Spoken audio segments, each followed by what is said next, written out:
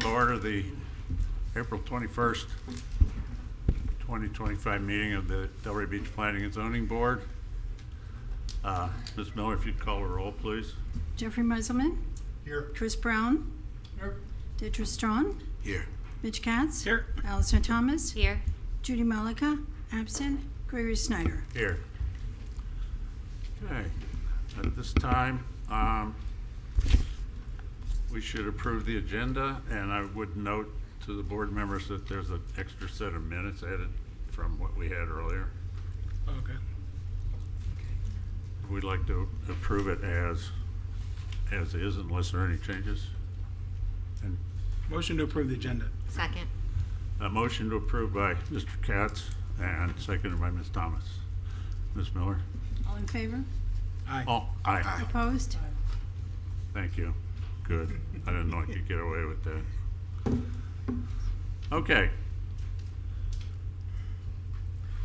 You want me to approve the motion? minutes are next. Okay. Can I do one motion to approve all three, or do you need three You can unless motions? there's any changes. Does anyone have any comments or changes to any of the three sets of minutes, October, November, and December, that we're presented with? So how about a motion to approve? Motion to all? approve the minutes from October 21st, November 18th, and December 16th, 2024. Second. A motion to approve all three sets of minutes by Mr. Katz, second by Ms. Thomas. All in favor? Aye. Opposed? Passed. Okay. At this point, I'd like to get anyone who is going to testify today in front of the board to be sworn in by Ms. Miller. Please stand. Please raise your right hand by the authority vested in me, the notary of the state of Florida. Do you swear or affirm the testimony you're about to give is the truth, the whole truth, and nothing but the truth? Thank you.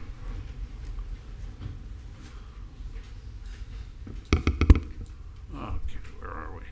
At this point, we would like to take any comments from the public that are on items not on the agenda. If anyone has something to say, please come forward, state your name and address. Good afternoon. My name is Michael Tang. Address 6620 Lake Worth Road, Suite F, Lake Worth, Florida 33467. Speaking tonight representing the Board of Directors of Sable Lakes Phase 1 Homeowners Association. It's regarding the stretch of Barwick Road spanning from Lake Ida Road to the L30 Canal that has a protective road and sidewalk barrier in place currently, and has so for the past at least decade. It is a crucial part of city infrastructure that keeps area residents, cyclists, and elementary school-aged children that attend Banyan Creek Elementary safe on the sidewalk from vehicular traffic. This stretch of barrier has been repetitively struck by motor vehicles over the years. It is a vital part of city infrastructure, keeping school drop-off and pick-up foot traffic separate from the high volume of traffic during peak times. Our Board of Directors understand that future improvement plans to this stretch of Barwick Road does not have this protective barrier in place once it is removed for the improvement project. We strongly believe that a protective barrier is required to keep elementary school children from straying into the roadway and also keeps our residents safe. Please consider installing a substantial enough physical barrier in place to protect our little children, which also helps the crossing guards and police officers who dedicate their time and commitment in their duty in keeping our residents and children safe each and every day of the school year, regardless of the weather or traffic conditions. Thank you. Thank you. Is there anyone else? All right, seeing no one. Presentations. We have the annual infrastructure improvement hearing. Ms. Dusty. I think she was looking because it could fall in that, but it doesn't matter. I know.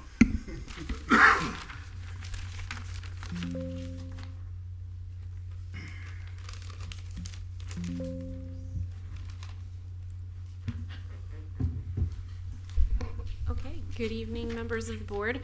I'm going to quickly run through the details of why we have this hearing, and then we have Mr. Kaufman here from Public Works to answer all of your burning questions. He's already provided some answers to constituent comments, and those were provided as an attachment, but I'll go through this part quickly so you can get to the answers about projects. So this is an annual hearing process that we have every year to get comments from the public about things that should be in the capital improvements plan, which is adopted in September. Anything over $25,000 could be in the budget. We have done outreach through a number of avenues. We had this posted in the news section of the city's website. It was on social media accounts, and then we did emails directly to homeowner and condo association subscribers, and then this went out with the board agenda that also had that same information. Our comprehensive plan calls for this process. So again, this is why we do this every year, and also because our residents are the ones with the best eyes and ears on our city. We have a metric for evaluating projects, and they fall into critical, mandatory, or desirable improvements. And we're not going to go through these comments, but as you can see, we had a lot of feedback on a number of different areas. Roads and streets was the largest category, and then parks and utilities were a few other comments. But I'm going to wrap up my comments now, and then you can direct any questions you would have to either of us. Thank you. That's it. It's up to us. Oh, that concludes my comments. So if you guys have any questions of me or Mr. Kaufman. Yeah, well, let's pass it around. You want to start? Sure, I'll just, can I address the previous comment, since I know it's not Sure. on these lists, but Yeah. I know we did discuss Good. that as well. I actually have a lot of history with that. I was the resident who spearheaded and got media involved, and then the city commission to ultimately approve putting that guardrail up. So very, very knowledgeable of it. It's actually probably the first thing I was able to accomplish outside of my HOA, just as a member that, just a city resident. And it was interesting because that was the time there was nothing there. From up until where Sable Lakes takes over from Barwick Road going north, there was literally no protection, no curb, nothing, and anybody could have just swerved and killed. And that what happens there, you get groups of kids, 20, 30 kids at a time, that are walking mostly to Shadow Lane and all the neighborhoods on the other side of Barwick Road. So it's very dangerous. So the city decided it wasn't in the budget to redo the whole road. To make what we asked for actually was curbing originally, to do curbing, because if somebody's texting, if they at least hit a curb, they would, be alerted, right, at something where if there was nothing, right. So the only alert they would be hitting a pedestrian. So the temporary fix was what it was supposed to be, was a temporary fix. Now it's literally 10 years later, maybe more, where they're redoing the road finally as supposedly like a complete street, I guess, that's supposed to have curbing, as I understand, believe in it, and not to replace that. So personally, as long as there's something, I will tell you this gentleman is 100% correct. That has been hit multiple times. So it shows me that the commission at the time did the right thing in putting something there. Even if it's for that stretch near the park, if they could look at the project and see if there is a way of putting some type of barrier in certain elements, it might be good, because I don't know. It's hard to tell on the website exactly what it's supposed to look like. It's not that easy to decipher, but I know that it's been a lot of online discussion that the guardrail is coming out. So it's worked. It's been effective. Nobody's been hurt or killed. So, but I don't know. It's worth looking at if can be changes to it. If it will delay the project, I will tell you that that road needs work. But that was it. Just to give a little history. Yep. Thank you. For the record, Jason Kaufman, Public Works Engineering Division Manager. Thank you for having me. Appreciate the comments on Barwick North. As you all are probably aware, Barwick South from Atlantic to Lake Ida is currently under construction. That was a first project. The second project, which is north of Lake Ida, the design process is going to be beginning later this year. During that design process, we typically have 2 public outreach meetings during the design process to solicit feedback from the community. So we'll be starting that process this year. We understand it's a hot topic with the guardrail, so it will be something that will be addressed during the public outreach portion of that design. And you'll make sure that Sable Lakes knows about that so they can. 'Cause Correct. they're Yeah, right there. we've already been getting some calls and compiling some contact lists for that project. I believe I have Mr. Tang's contact from Awesome. other avenues, so we'll be making sure they're aware when we put out the public outreach meetings. I did have another question too, and it was a response to Mr. Snyder, was that you wanted him to call about the water. And I'm curious why, I'm also curious that because I was on that board as well, the water treatment plant board, and that's a goal that they have to have more homes by certain dates on the reusable water, I think it's reusable water they call it. The purple pipes, as they call them, but why they have not expanded, because it makes so much sense to expand to those neighborhoods, and that will help. And the goal of the city is to, because they, after a certain year, they can't drill into the ground anymore, and they cannot release into the ocean. I believe you're talking about the question about reclaimed water. Yeah.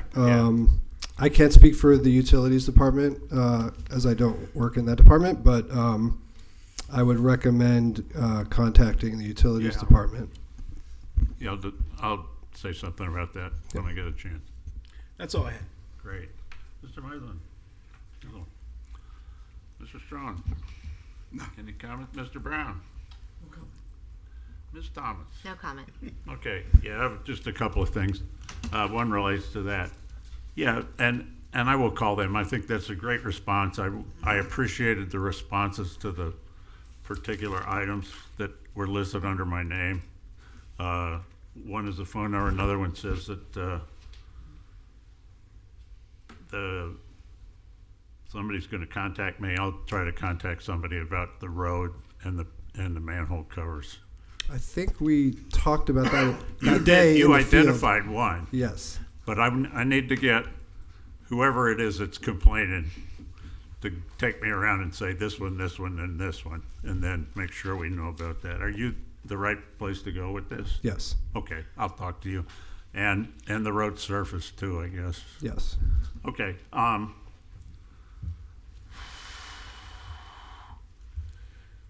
okay. And the other thing that I just had a question. Obviously, there's a couple of inputs and plus another one tonight about pedestrianizing Atlantic Avenue. I understand the response. My comment was on other road issues. The response was, well, that particular road belongs to FDOT, or that particular road belongs to Palm Beach County. So who does Atlantic Avenue belong to? It varies. It depends Okay. on where. So I'm talking, say, Swinton, between Swinton and Fifth Avenue. that belongs east. to the city, that portion. It does belong to the city. But it's east of Swinton and west of Federal Highway. Yes. Yes. Okay, well, I still think it's a good idea. I think it's a workable project, and I realize would be a huge thing. But I think it's something that down the road the city ought to be looking at how to grind the gears very slowly to make something happen. Because there are ways to make it work without blocking. I mean, the cross streets can go across and things like that. Anyway, you know what I'm talking about. But in all, I was very pleased with the responses, and that's all I have. And thank you very much. Thank you. Do we need to approve anything to send her? No approval is necessary. These will be incorporated into their process then as they're working on the budget leading up to September adoption. So, Right. but Yeah, now that we have no. the comments, now that we know, they can evaluate that into everything. Yeah, I think that the responses were great overall, and thanks for the hard work. Thank you. I'll see you in the street. Yes.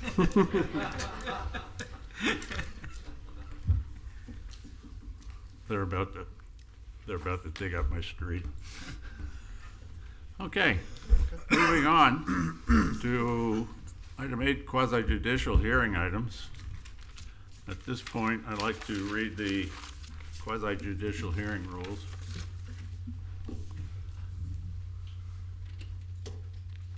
Which are on this page. The hearing shall be conducted in accordance with the City of Delray Beach quasi-judicial rules. The applicant and the city shall each be permitted to present their case. The public shall be allowed to speak for 3 minutes each, or for a maximum of 6 minutes if the person represents an organization or a group of people who are present but agree not to speak. The board members, staff, and the applicant may be allowed to cross-examine a witness. The city and the applicant will be allowed to offer rebuttal testimony. The decision to approve or deny an application or appeal may not legally be made upon personal views as to whether a project is a good project or not, nor may a decision be based on the number of citizens who support or oppose a particular project. The law requires that all decisions must be made on the basis of whether the project meets the requirements of law, the comprehensive plan, and the land development regulations. Okay, I believe everyone present's been sworn in, so Ms. Dossery, would you enter the item, please? Grisel Rodriguez, Senior Planner. Item 2024-109, a major plat. Thank you. And at that point, Ms. Belengi? Actually, can you ask if there's ex parte Oh, I communication? do. Yeah, thank you. I always forget. Mr. Strong? No, sir. Mr. Brown? No. Ms. Thomas? It was before me before, but no communication other than that. Mr. Katz? None. Mr. Muslin? Yeah, I reiterate my previous ex parte that it's in my neighborhood. I'm very familiar with it. I've talked with Ms. Belenki before, talked with neighbors about it, and it has, we did a rezoning on it recently. Thank you. Please. All right, good evening. For the record, Christina Belenki of Miskell Backman. My address is 14 Southeast 4th Street in Boca Raton. It's a pleasure to be here before you again this evening. Back here on Layton Point, this time for the plat. So many of you are going to be familiar with this site because it was before you several months ago for the land use and rezoning. But it's just over 9 acres east of Military Trail, south of Sherwood Boulevard. There are some existing platted lots along Sherwood Boulevard. Those are not part of this plat. We are speaking about the affected area in the yellow box on your screen. And again, speaking here this evening specifically related to the plat. This project has been a long time coming.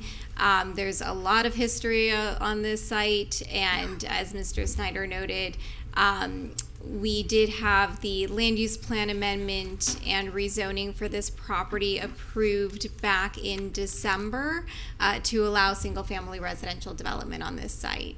And so that's what we're proposing to do. A version of this was shown as part of a conceptual site plan at that time. We've been working closely with your staff in order to address all of the site planning comments and have the corresponding plat to go with it. So that's generally what's located on your screen.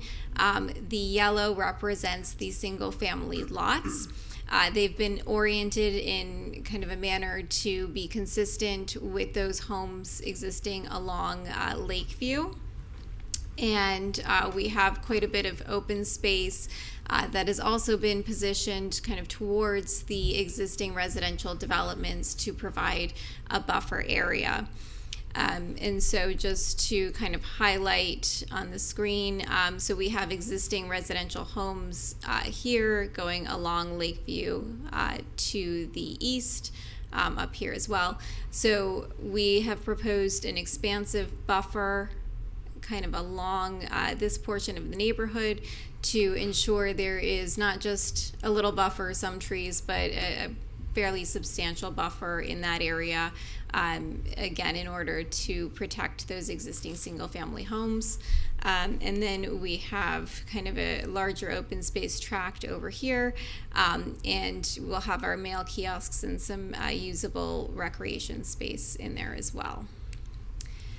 So the plat has been reviewed by city staff multiple times at this point. We are meeting all of the technical requirements. I don't think we need to go through the specific details. The utility easements have been provided in accordance with the city requirements, and it does meet all of the technical requirements of the land development regulations. And just to kind of put things into perspective, this is a rendered graphic of what the site plan and plat will ultimately provide for. So you can see how the homes are laid out, how the green spaces are provided. Again, there's that 43-foot buffer adjacent to the closest single-family residential home.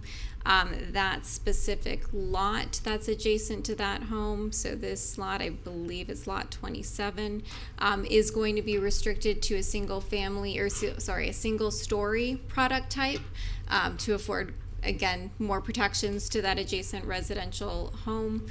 And that's really the extent of it. So I'm happy to answer any questions you may have this evening. It's been a long time coming, and we're finally close to the finish line on this one. So appreciate all your time and consideration throughout. Thank you very much.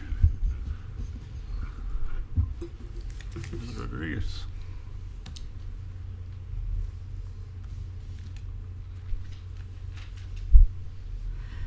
Good evening again. This is a major plat at 3900 Sherwood Boulevard. Next slide, please. It consists of 9.34 acres. It's in low-density land use, and the zoning is single-family residential R1A. The request is for the approval of your preliminary plat, recommendation of approval of the final plat for 26 fee simple lots and associated common area. Next slide, please.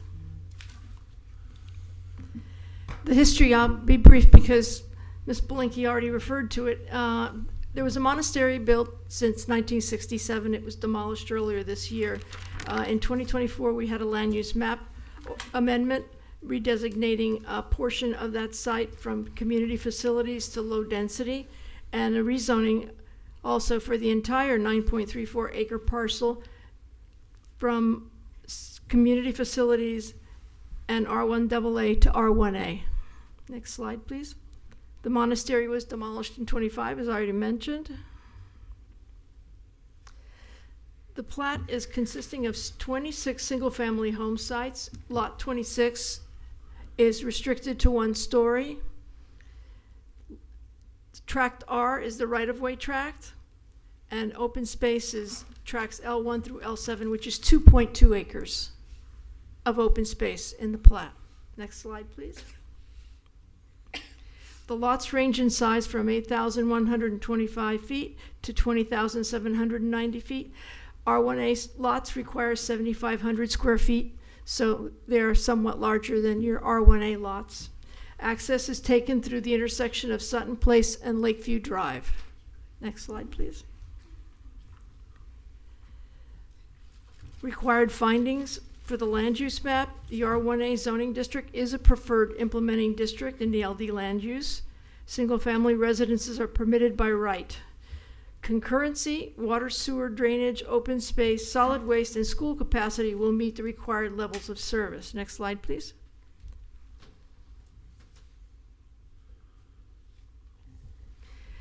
Schools, they will have no adverse impact. Their traffic generates 270 new daily trips, 19 in the morning and 25 afternoon peak trips.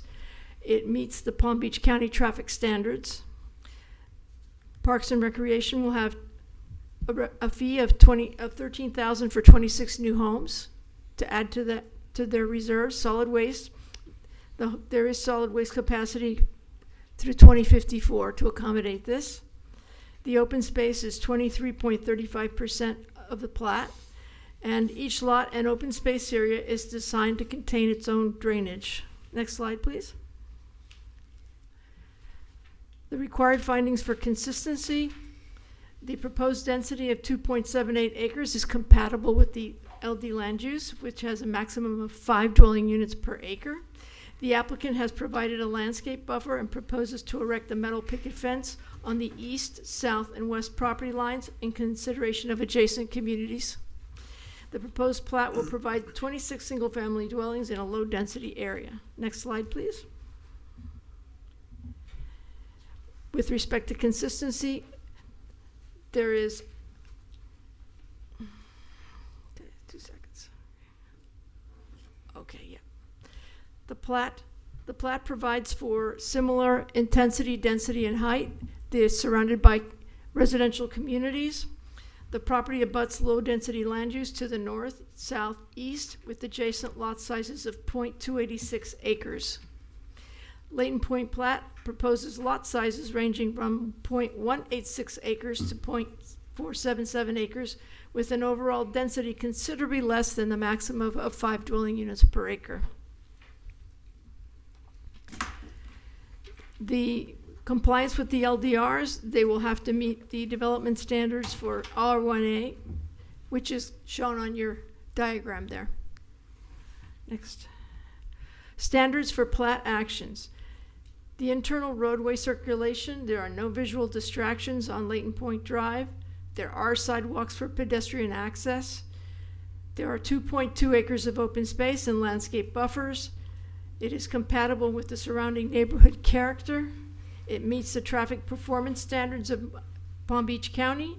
A playground and sitting benches are an amenity in the open space area, and the plat meets a density of 2.78 acres, consistent with the comprehensive plan in the designation table NDC 1. Next. Okay. Applications and review associated with this. There will be abandonments of water and sewer utilities and recordation of new easements. Those will be done through the commission and the consent agenda process. And a Class 1 site plan will follow, pending administrative approval, provided the plat is approved. These are your options for board action.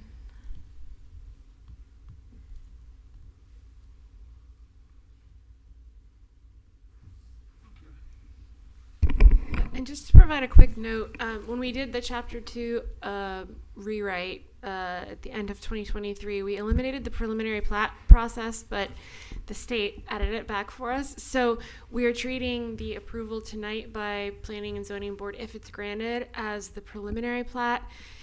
There is no difference between what you're seeing tonight as preliminary plat and what commission would be approving as final plat, but it's a way for us to provide the compliance with the state statutes about preliminary plats. So we have to have 2 different votes? 2 different votes, one to approve the final, or to approve the preliminary and recommend on the final. Okay, thank you. Okay. At this point, are there any public comments? Seeing no one come forward, does the applicant or staff have any rebuttals or cross-examinations or anything? No. Do not? All right. Board members. Mr. Strawn, any comments? A couple of questions. As you indicated, this was before us back in January. I think you all. January or February I think this it year. was probably before this board, just a little bit before January, in late 2024, maybe November. Okay. So my question is, the 26 lots that you all have on the plat, were they contemplated Yes. back then? Okay. I wasn't sure, just from memory.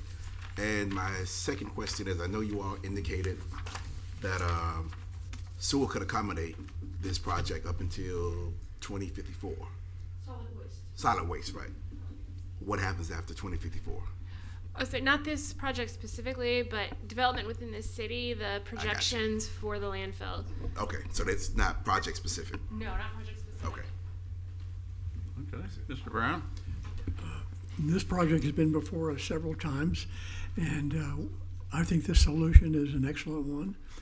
It keeps the neighbors happy. It's single family. It's surrounded by single family, and it abuts a golf course.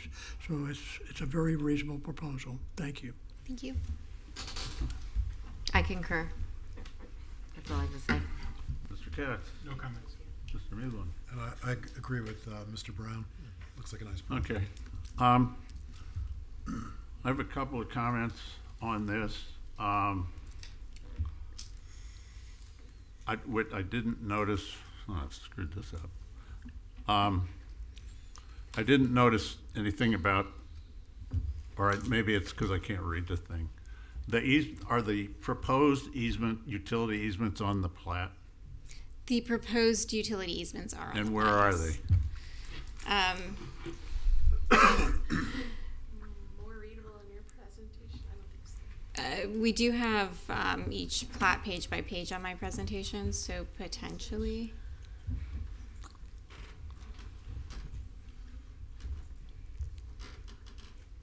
Oh, okay. Wait, did I see them?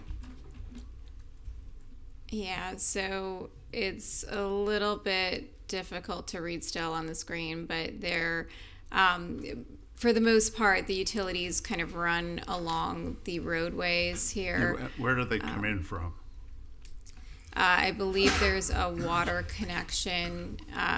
Do they come in from Lakeview or do From- they come in off of Sherwood Boulevard?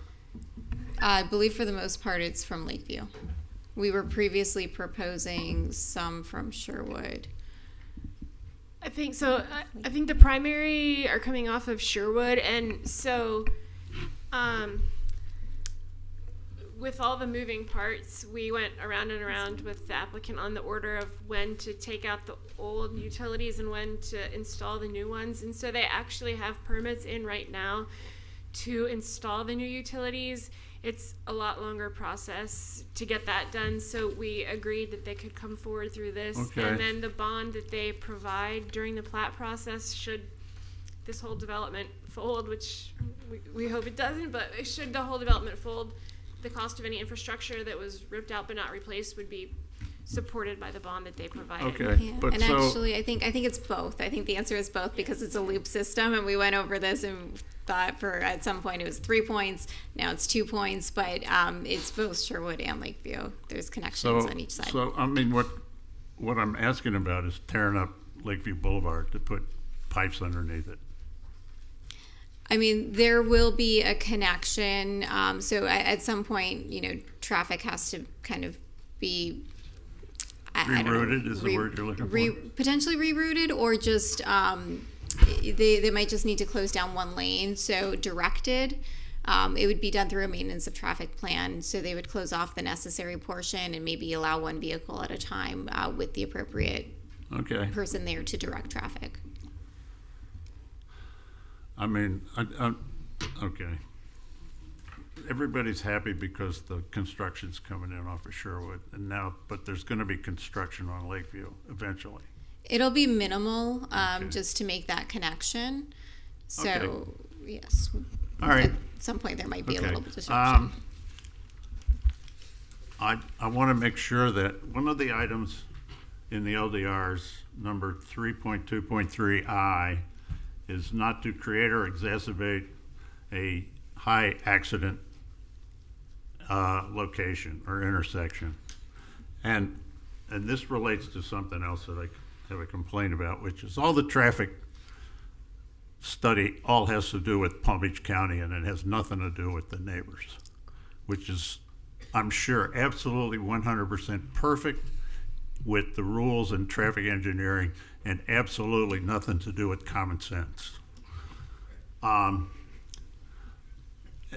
That you cannot just have an intersection there, a three-way intersection with no traffic guidance. Yes, ma'am. Mr. Snyder, what they propose is a stop sign at each intersection. A Stop. three-way stop? Okay, that needs to be in the plat. There will be. Okay, that I think that's very important, and as long as that's in the plat, I'm quite happy with that. While I'm complaining about the traffic, in the traffic study, it all shows all the traffic going north on Sutton and west on Sherwood and out onto Military Trail, and I would suspect that more than 50% of the traffic will go east towards 95, downtown Delray, East Linton, and Federal Highway and the beach, which means that the people are going to be driving through the neighborhood, and that's absolutely not been considered at all. But I also don't see a way around it. And the other thing that needs to be in the plat is the single-story home in lot 26. Mr. Snyder, it will be marked on the plat as restricted lot. Okay, as long as that's included. That's all I have. Ma'am? Approve. I turned mine off. Approve the preliminary plat, Layton Point, associated with the creation of 26 fee simple lots for the property currently addressed as 3900 Sherwood Boulevard, finding that the request is consistent with the comprehensive plan and meets criteria set forth in the land development regulations. Second. We have a motion by Ms. Thomas, second by Mr. Strawn. Could we have a roll call, please? And this is for which one we're doing? Huh? The This is for the plat preliminary first. plat.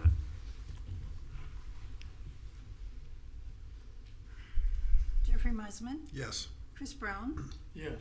Deirdre Strawn, Yes. Mitch Katz. Yes. Allison Thomas. Yes. Judy Malika is absent. Gregory Snyder. Yes. Show the record that passed 1, 2, 3, 4, 5, 6 to nothing. And can we have a motion for the recommendation of the, You're on a roll. whatever the other. Recommend approval to the City Commission for the certification of the final plat Layton Point associated with the creation of 26 fee simple lots for the property currently addressed as 3900 Sherwood Boulevard, finding that the request is consistent with the comprehensive plan and meets criteria set forth in the land development regulations. Second. We have another motion by Ms. Thomas, second by Mr. Strawn. And can we have the roll call, please? Jeffrey Meisman. Yes. Chris Brown, Yes. Deirdre Strawn, Yes. Mitch Katz. Yes. Allison Thomas. Yes. Judy Malika is absent. Gregory Snyder. Yes. And that passed 6 to nothing. Great. Thank you again for your time this evening. Appreciate Thank you it. very much. Thank you. All right. Moving on to 8B.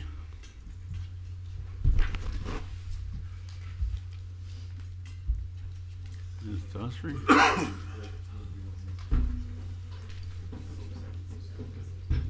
Oh my gosh.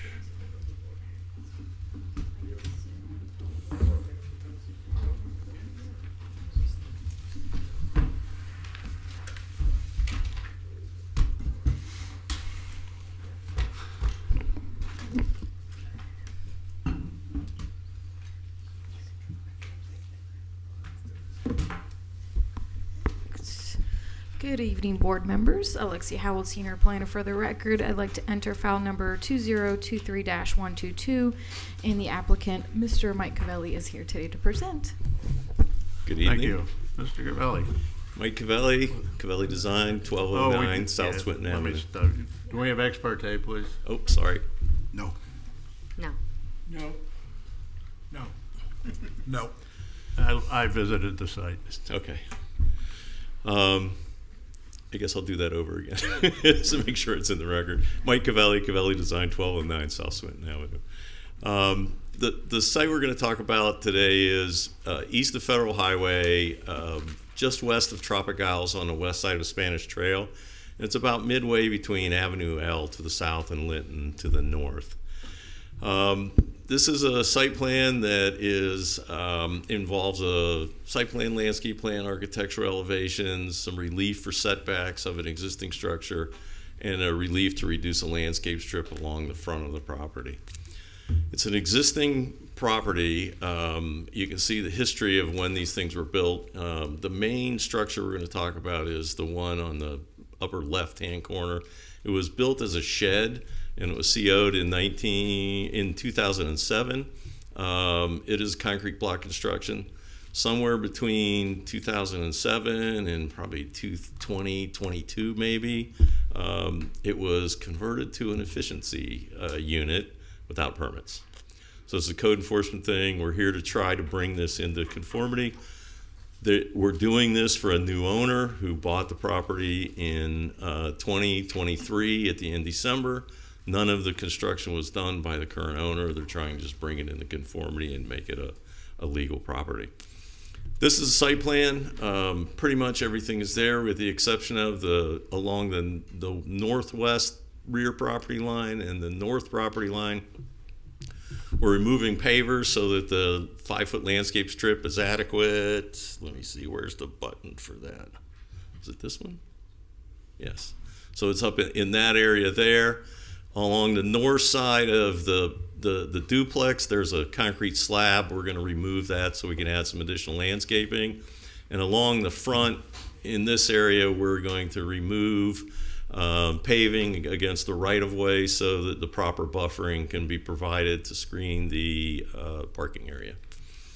The site plan has a number of things for action. The staff report is done very thoroughly evaluating all of these items, and they are found to be in compliance with the exception of the relief items that we're asking for. Also, there are architectural elevation changes, and in those changes these items were evaluated. The duplex has a change to the facade. You can see this air conditioning unit. Under a previous permit, where the stone is in the middle, there were screen enclosures in there, and they closed this in, put impact windows and doors, and created an additional bedroom for these duplexes, so they get a little bit more diversity in units. The elevation change requires that there's a lattice screen put up around that air conditioner, and that's the only change that is remaining to be done to the elevations of the duplex. The building in the back has elevations that were prepared for it.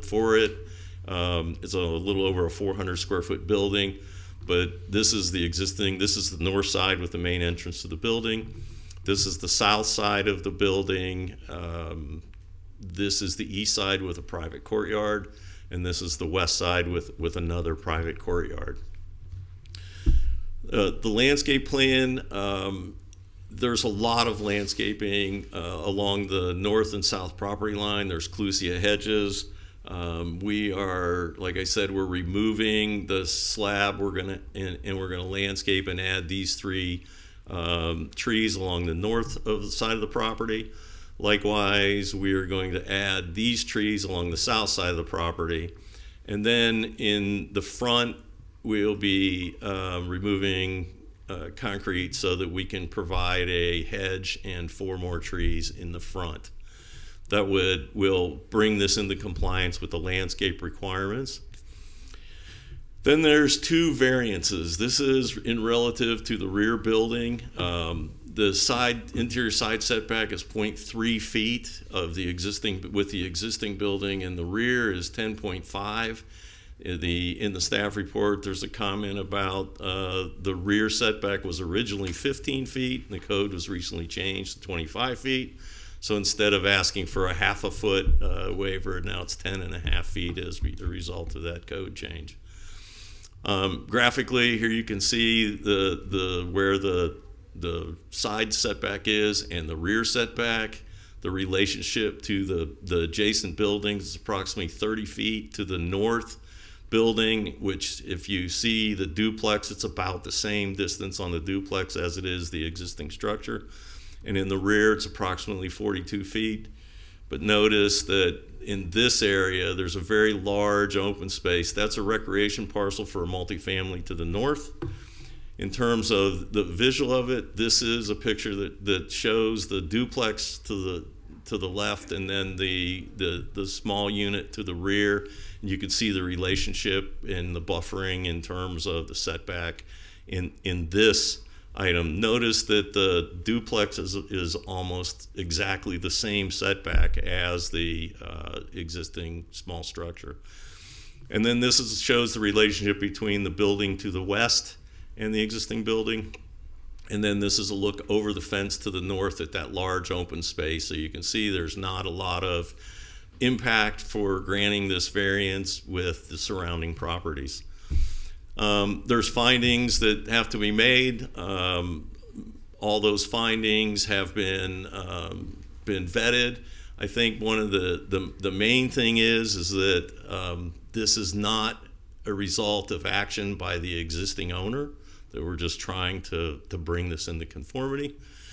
And then there's a waiver request for the front. Because of us going from a duplex unit to add to add this make this third unit legal, it changes the category from a duplex to a multifamily. And as a result, the landscaping in the front is required to buffer the parking. So this is what's existing right now. We are going to be removing paving from there to try to create a landscape strip. However, we can only create a 2.1 foot landscape strip, and 5 feet is required. The reason we're doing this is the trees in olive along the front of the house are existing, and in order for us to get the 5 feet in this area against the right-of-way, we'd have to move these parking spaces 3 more feet to the west. In order to do that, we'd have to remove all the trees in the front of the house. So we felt it was much better to leave the trees and ask for the waiver. So you keep the trees and you actually get the additional landscaping in the front in terms of the 4 trees here and the hedge along the street, as well as a hedge separating the parking spaces head to head, which brings that into conformity with the spirit of the landscape plan. In terms of that waiver, the items that you would evaluate, it doesn't affect the neighborhood in a negative way. It's actually a positive way. It doesn't affect public utilities. It doesn't create any unsafe situation, and anybody could ask for the same waiver, so there's no special privilege. Staff did an excellent job in preparing the report and going through the analysis. All of these items are spelled out in the staff report. If we need to discuss them in any more detail, we can, and I'm happy to answer any questions. Thank you. Thank you. So,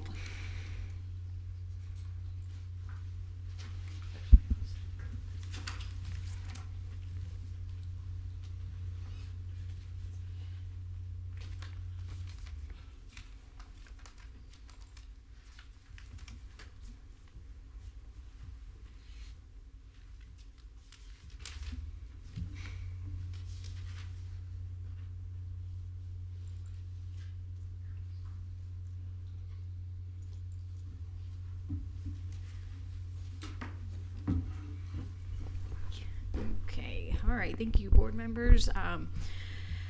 So before you is a level 2 site plan with relief, with a waiver to the landscape barrier and 2 variances for the setbacks, and architectural elevations and a landscape plan for the conversion of a 413 square foot non-habitable structure into a 3rd dwelling unit.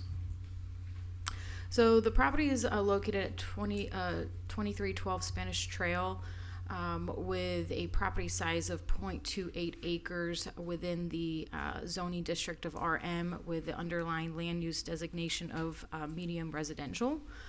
There is an existing duplex structure, 1-story, 2,823 square feet, and a proposed detached 413 square foot dwelling unit towards the rear. And so within the RM zoning district, the maximum density allowed is 6 to 12 units per acre. With the property size, that gives the allowance of 3 dwelling units on the subject property. So the request can exceed the minimum dwelling units of 6. If it's more than 6 dwelling units per acre, between 6 and 12, the performance standards are triggered. And so with the maximum of 10.63 units, or is that doesn't make sense, units, it's just the density is at 10.63, which triggers the performance standards. And so the existing duplex was constructed in 1957. In 2004, the shed was permitted in 2000. It was permitted for a shed, and later down the road, there was a stop work order that was posted on the property in 2022 for the conversion of the shed to a dwelling unit. And so because of that, the applicant has come before Development Services to submit a level 2 site plan application for this conversion of the shed into a dwelling unit. And with that level 2 application, the structure requires also variances to the setback as well as a landscape waiver, because with duplex there are certain regulations that have been met during the duplex construction. However, with the addition of the dwelling unit, it triggers more intense regulations for multifamily, such as landscaping and setback. I do want to highlight in 2023, there was a LDR text amendment that was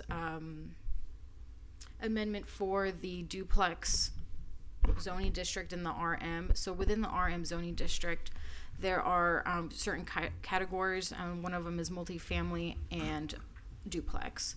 Within those two categories, there are different setbacks. And before 2023, the duplex setback was 15 feet for the rear.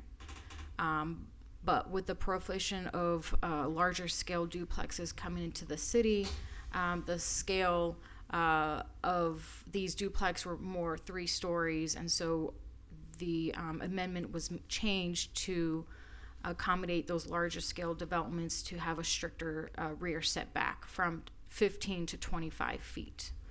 So the 15 feet were for duplexes that were smaller in scale, as you see a 1-story or 2-story. So that has changed to accommodate that larger scale development for duplexes. And so as a result of that, so as a result, the shed that was illegally converted to a residential dwelling unit is legally non-conforming because it does not meet the setbacks, but also because it did not receive the approved building permits or development applications. So, and here's a contextual analysis of the surrounding area to ensure compatibility with the proposed use. So just south of that is 3 townhomes, and to the west of the subject property is a 5-unit multifamily, and to the north is a triplex. So the subject property is in that block is within the RM zoning district with various typologies of multifamily, such as the triplex, the townhome, and the multifamily. And just across from Spanish Trail is our R1A single family zoning district.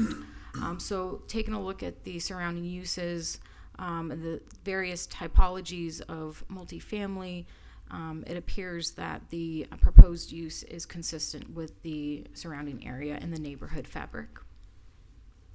And just north of the subject property is 2306 Spanish Trail.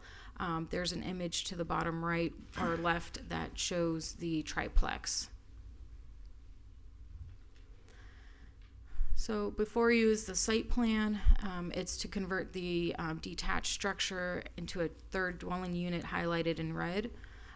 With that application, it triggered review for density, parking, open space, height, and the performance standards. So overall, the proposal complies with the land development regulations except for the requested variance and the waiver. So the variance request is, there are 2 requests. It's for the interior side setback, which requires 15 feet. And the applicant is proposing to set back 14.6 from the interior. And the request is a reduction of 0.4 feet. And variance number 2 is for the rear setback, whereas 25 feet is required, and they're proposing, and that's a typo, don't look at that. There is a proposal of 14.5 feet for the rear. So the applicant is requesting a 10.5 foot reduction.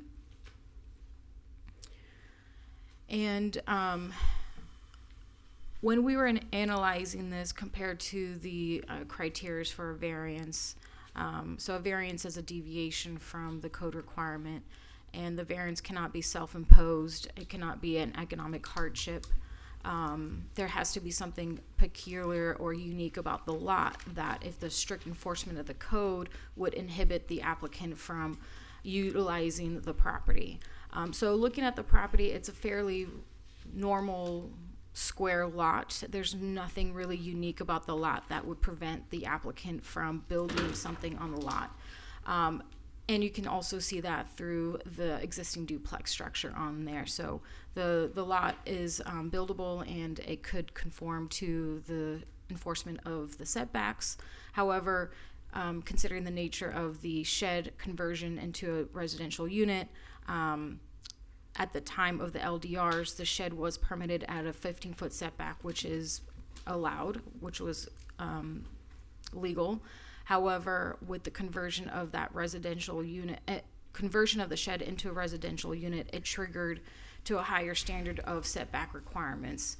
And so the applicant right now is proposing to legalize this through this level 2, and the variance is the biggest portion of this application. If the variance were not to be approved, this application is not moving forward, essentially. And so things to take into consideration, the interior side setback is at 14.6. It's a required 15. So it's a very minor in nature of the request. It's a 0.4 foot reduction. However, we should take a look at the rear setback. It's at 14.5, whereas the 25 is required. However, considering the LDR text amendment to introduce a larger setback for larger scale developments, considering the smaller scale of this efficiency unit, there could be some consideration of a less stricter rear setback for this type of development. So something for the board to consider. And so these are the variance findings. As mentioned before, there has to be some special conditions or something peculiar about the land or property that the literal interpretation and strict enforcement of the code would deprive the applicant from utilizing the property, and it cannot be self-imposed as well.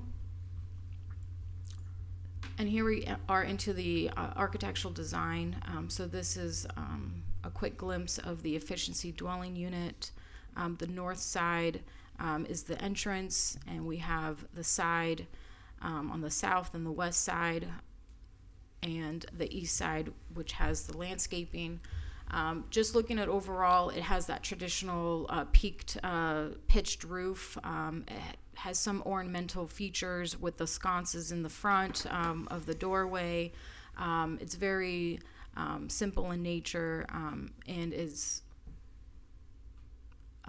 ornamented with some landscaping to the rear. So it's fairly compatible with the duplex.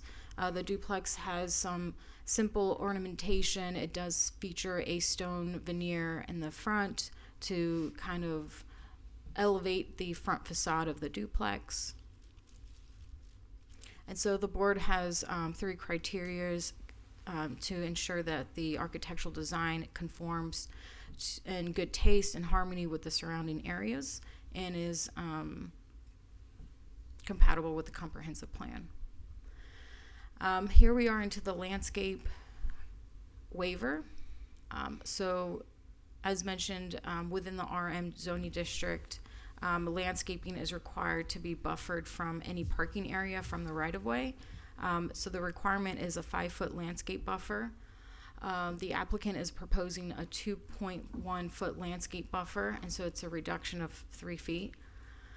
And so the applicant is proposing 3 silver buttonwoods along Spanish River or Spanish Trail with hedges of red tip cocos and flax lilies in the landscape island in the middle, with another silver button in the middle there. the applicant is restricted in the amount that they are able to provide with the landscape strip because the development is 28 feet or so from the property line, and with the foundation planting along the existing foundation planting along the front facade and the dimensional requirements for the parking areas to be able to shift the parking spaces and provide that 5-foot landscape buffer would create some type of hardship for the applicant to provide the entire 5-foot landscape buffer. So that is something that the board could take in consideration. They are providing additional landscaping and hedges to elevate the front facade of the building and the streetscape with some shade trees. Question mark. Overall, the level 2 conforms to the land use and concurrency. There is a 11,797 square fee for school capacity with this additional dwelling unit that is required prior to the building permit issuance. And there's also a $500 total fee for Parks and Recs.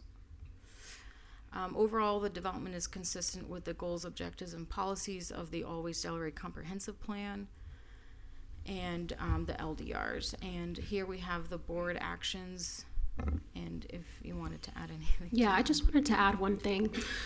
So a variance requires a supermajority to pass, which means that there needs to be 5 votes of approval for each variance. So what I'm going to ask is once we get to this point, sorry to change it up on you, Mrs. Miller, but once we get to that point, we'll just vote on each different element. So variance 1, variance 2, the waiver, and then ultimately the site plan. So vote on each waiver, not waiver, the variances. Yeah, we're just going to vote on each element. So variance 1, that'll be a vote. Variance 2, and that'll then be the a vote, overall. Thank and then you. everything else. Great. Thank you. All right.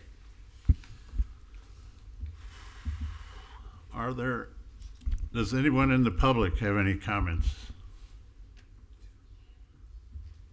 Seeing none, applicant or staff have any rebuttals or cross-examination? No cross, no rebuttals. Ms. Held? No, thank you. Nothing? Nothing. Okay. That leaves it up to the staff. Mr. Measlin? Has the efficiency ever been occupied? No, So it's never been occupied. not that I'm aware of. It is finished, but it has not been occupied as far as I'm aware. Mr. Katz? I have a couple questions for staff. If this was converted back to a storage as approved, we would not need to do these variances, correct?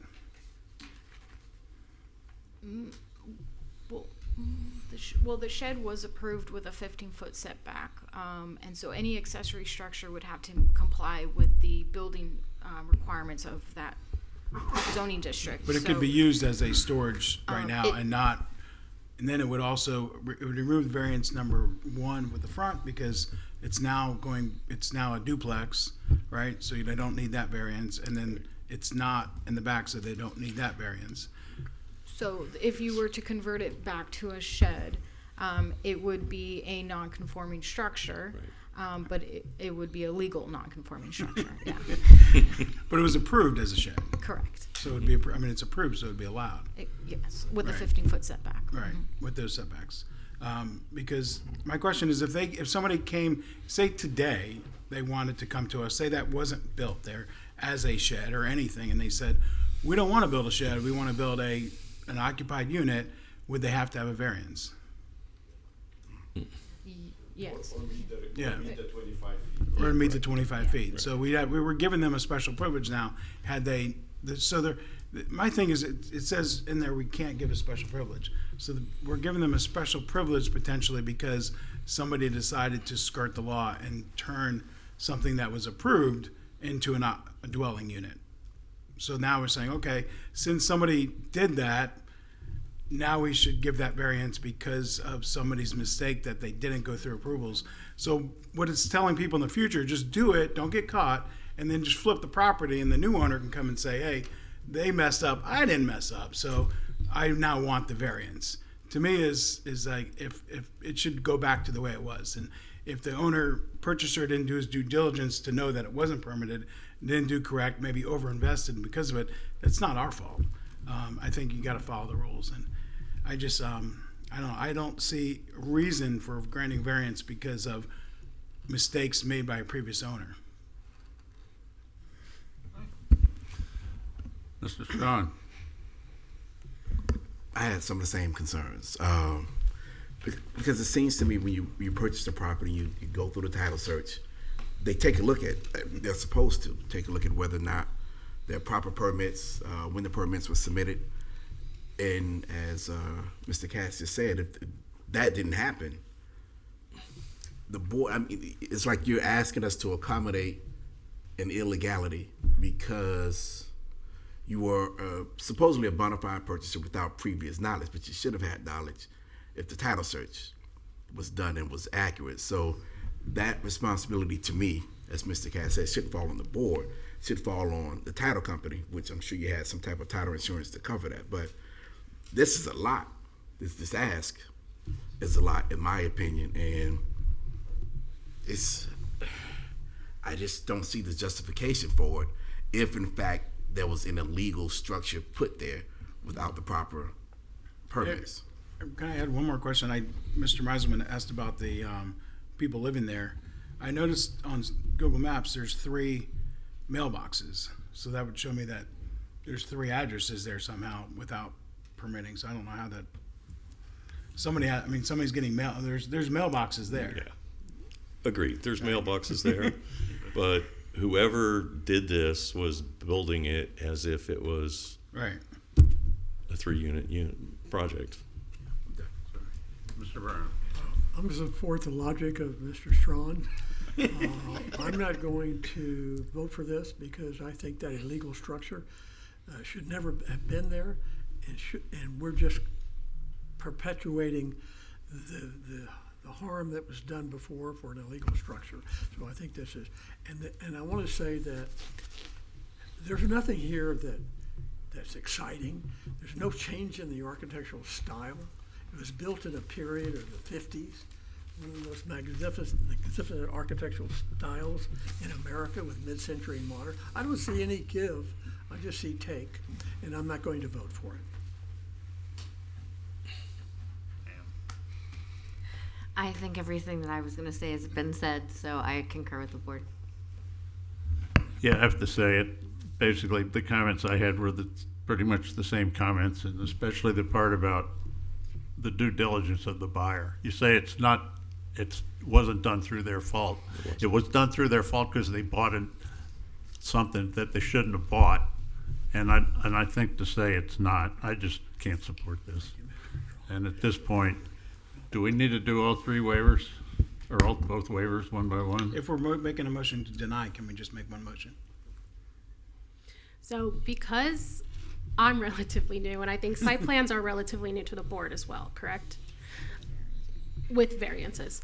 I would like to just, if you could be patient with me, just Sure, go that's through fine. each element. So I can't- I can help you all out. Sure. I'll make a motion to deny the first variance. Mr. Chairman, do I have any rebuttal? Oh, I'm sorry. Yeah, please speak. You always Sorry. have a chance. I'm very disappointed in the way you're looking at this. There is a disclosure issue relative to the sale of this property that we're dealing with. So I understand what you're saying about buyer beware, and we are looking into that part of it. This is a situation that this property has changed hands like 5 times since 2016. In bits and pieces. The shed was permitted. And there was something weird with the survey because the duplex almost has the exact same side setback as the shed. So the duplex is an existing non-conforming structure because it it has that basically the same setback.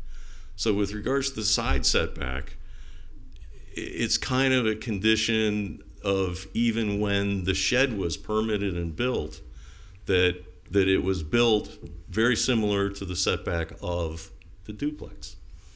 So to say that you know, this was done intentionally or something like that, I don't think so.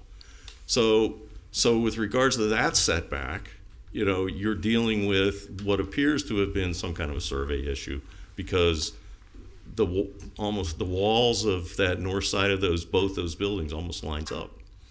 So that's kind of unfair to say that setback is an issue.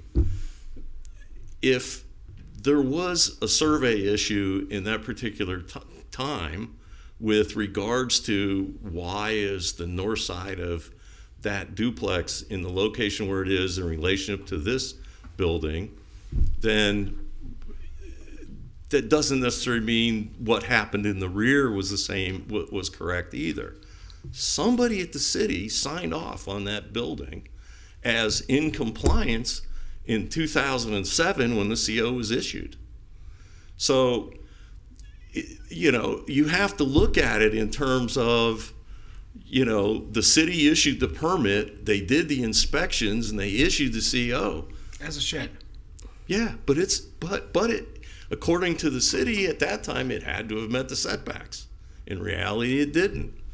So now, you know, we're being punished for, you know, a building that was approved by the city that didn't meet the setbacks, no fault of the current owner.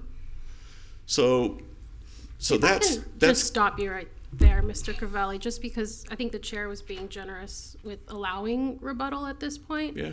But it's also not really the board's, in the board's purview to consider like what happened in the past. Like, we're looking at what's happening right now, and that's how we're moving forward. I'm just trying to show how it got where it is. I understand. I will say that perhaps a relevant piece of information, as Ms. Howell mentioned, is that we changed the regulations in 2023. In the 90s, we did have, let's see, I'm trying to remember the timeline here. We amended the setbacks in 2023 to require that 25-foot setback because most of the duplexes we were getting were the huge block, snap a chalk line on the setback line, and that kind of style was really infringing upon the neighbors. So we moved it to 25 to be consistent with the setbacks of townhomes or multifamily. So the 15 feet setback that applied to this property when the shed was approved is more consistent with the type and the scale of the development that we would expect for this. I think if all development was coming in at the single-story scale of this shed slash efficiency conversion, I think we wouldn't have made that change to 25 feet. But so this particular thing is not inconsistent with the 15 feet setbacks that were on the books at the time it was approved. Yeah, please. Oh, are you asking a question? No, I was gonna make a comment. Okay. Oh, a comment? Okay, Yeah. that's fine. Okay. I think that if I feel badly for it because I think the homeowner is trying to do the right thing now and did get dealt a bad hand. But if it was just one variance, not a series of variances, that makes me feel like I'm doing a special privilege for someone is where I kind of have the issue. So if it wasn't, so many things have triggered a domino effect. And that's just where I'm coming from, just to let you know. I do appreciate that they're trying to do the right thing. I just have issue with how many things we need to change or waive or fix in this instance. So that's why I'm a no. I also think if you came before us with a request to build this building back there right now, we turned it down. I don't think it would make sense to say, I want to put this efficiency unit in here, but it needs these variances and all this stuff. I don't think you get that approved, and I don't think it's any different what you're asking for. You wouldn't ask for a variance then. No need for a rebuttal. Thank you. Yeah. Pardon? No need for a rebuttal for Mr. Cavalli. All right. All right, make a motion. Yeah, so if it's going to be a motion for denial, then you can just make one motion. Okay. Just say rear setback or side setback. Move denial of a level 2 2023-122 site plan application including architectural elevations and landscape plan to allow a 413 square foot dwelling unit along with 2 variances to the required minimum rear and interior setback for 1 waiver for the 5-foot perimeter landscape strip located at 2312 Spanish Trail, finding the request is inconsistent with the comprehensive plan and does not meet the criteria of the land development regulations. Second. Okay, we have a motion by Mr. Katz, second by Ms. Thomas, and Ms. Miller, would you call the roll, please? Jeffrey Musselman, Yes. Chris Brown, Yes. Deidre Strawn, Yes. Mitch Katz, Yes. Allison Thomas, Yes. Judy Malika is absent, Gregory Snyder. Yes. Sorry, the motion's been denied. Thank you for your time. Sorry. All right, thanks for your time.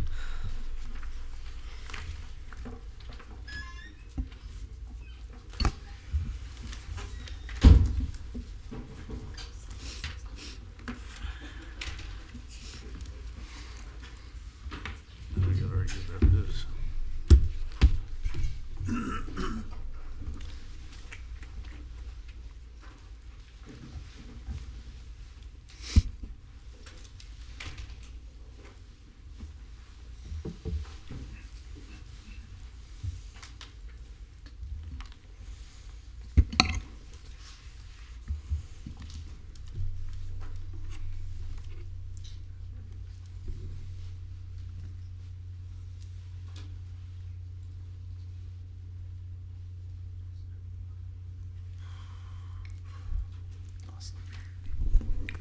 Good evening, board members. Julian Gudanik, Senior Planner. At this time, I'd like to enter into the record file number 2024-104. It's a consideration of an alternative architectural style in the CBD.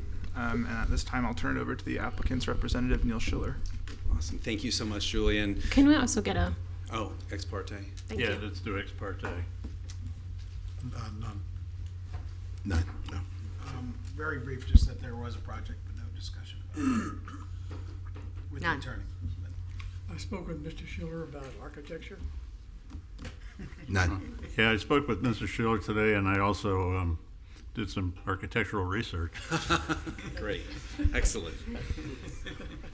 Well, good evening, Mr. Chair, esteemed board members, staff. Neil Schiller, Government Law Group, 137 Northwest First Avenue. With me here tonight are the architects from Netta Architects, Mr. Nick Netta, Miss Peggy Fitzgerald, Mr. Francisco Melendez, and my client, Mr. Jerry Badoff, who would like to briefly address the board before we start. Good evening. Hope everyone is well. First, I wanted to thank staff. We've been going through this process for about 18 months. We've probably made at least 100 changes to different facets of the project, and I think all, frankly, for the better. I've been a developer for over 30 years, maybe closer to 35 years. And I have done ground-up development, just a lot like this and other things. So I've always had to go through this exact same process with various boards and commissions in every single one of my projects. It's a kind of a trick of it's part of the trade.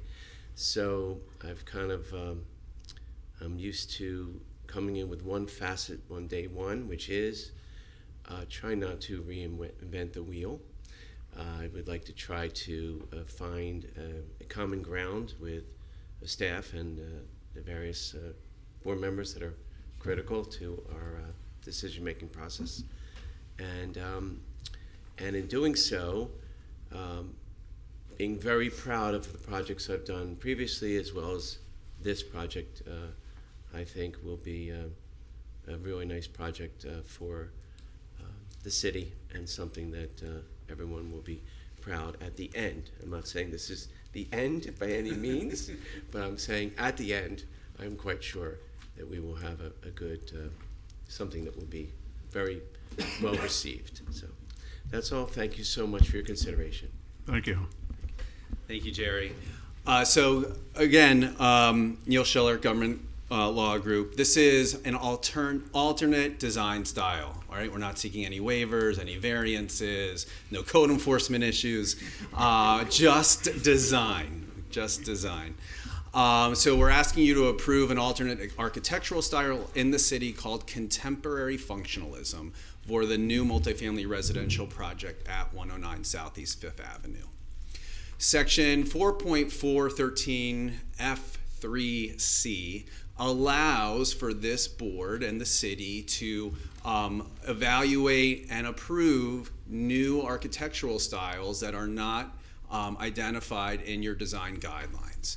And the code asks us to provide the following: a description including images of a documented and substantiated Florida vernacular architecture, written justification of the appropriateness of the style for downtown Delray Beach, and an explanation including graphics demonstrating how the building design follows the proposed style. And we will be doing that tonight.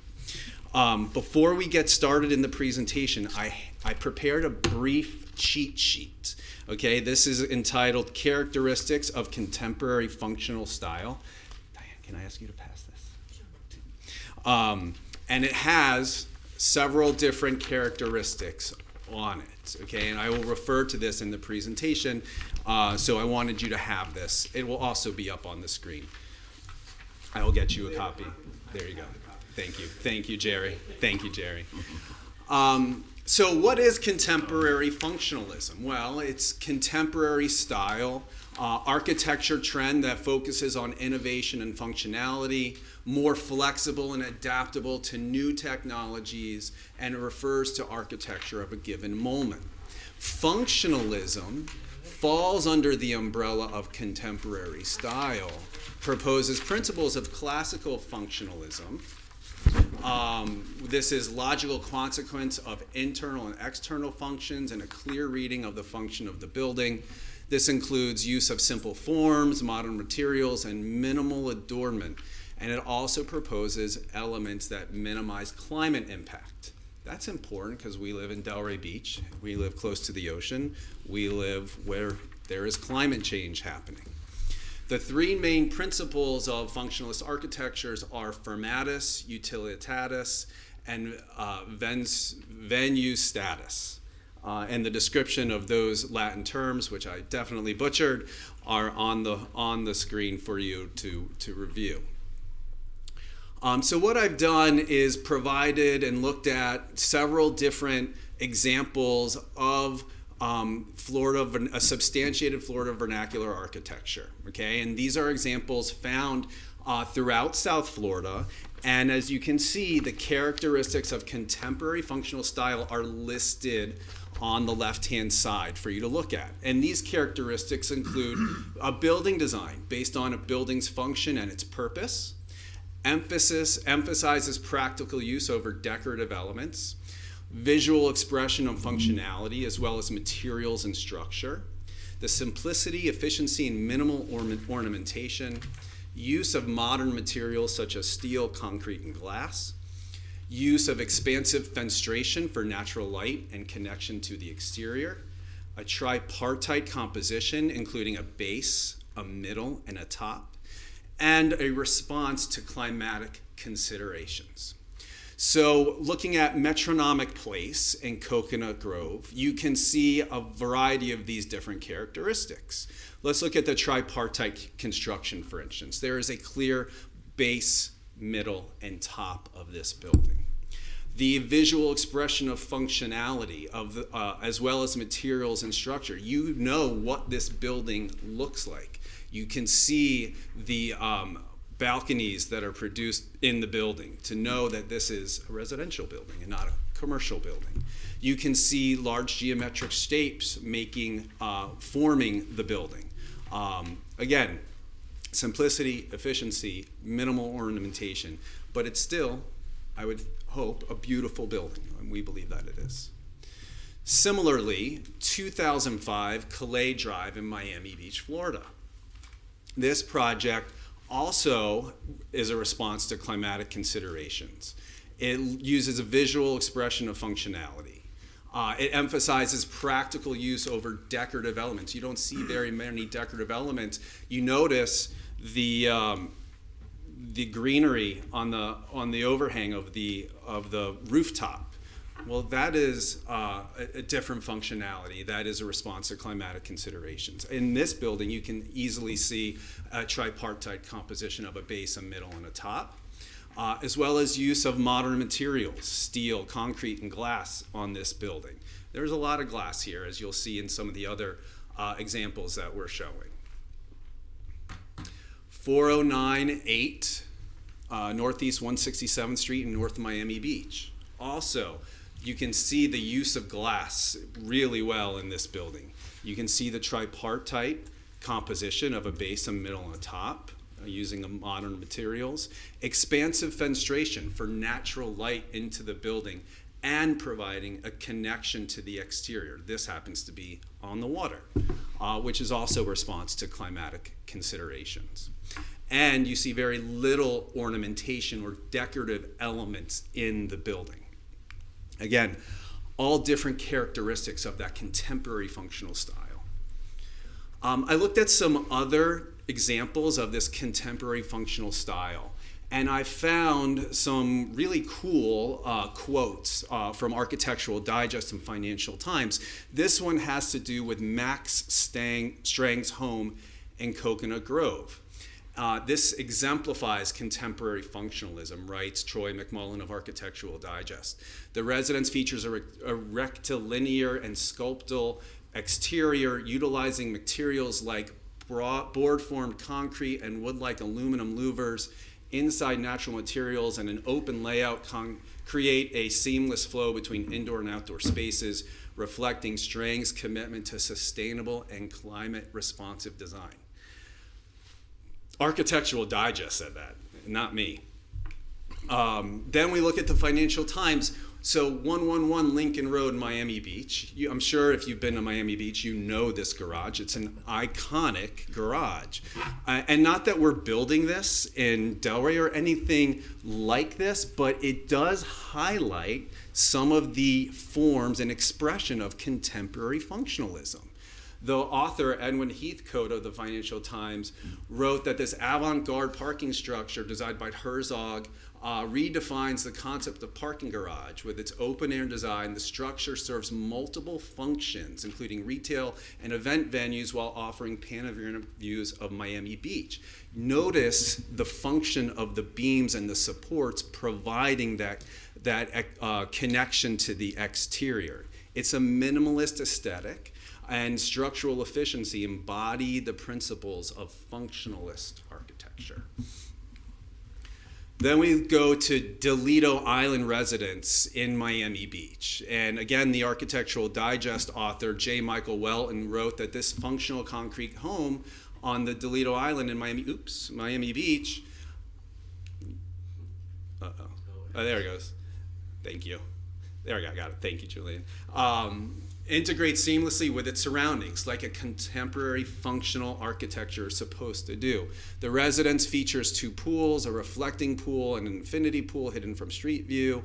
Natural materials like white oak flooring, teak louvers contribute to the home's harmonious connection with nature, exemplifying functionalist principles adapted to a tropical environment. And then lastly, 1000 Museum in Miami Beach. Again, we are not proposing anything like this. This is a 62-story residential structure, but it's known for its distinct exoskeleton, its architectural design that provides function in a contemporary form, also allowing open interior spaces, enhanced free columns, enhanced functionality of the columns, and the building's innovative use of materials and form reflects a futuristic approach to functionalist design, and that was written by Eleanor Gibson of Dezeen, which is an architectural-based magazine.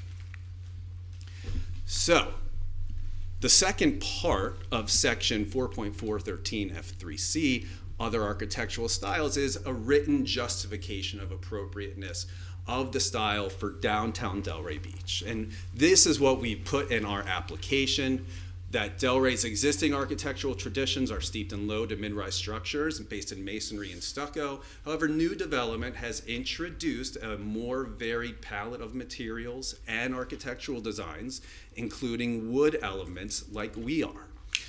Within the framework of the aesthetic guidelines for the CBD, we propose this building that maintains the characteristics of a tripartite division of its facades, the scale and adjacent buildings, and a rhythmatic order of its vertical elements.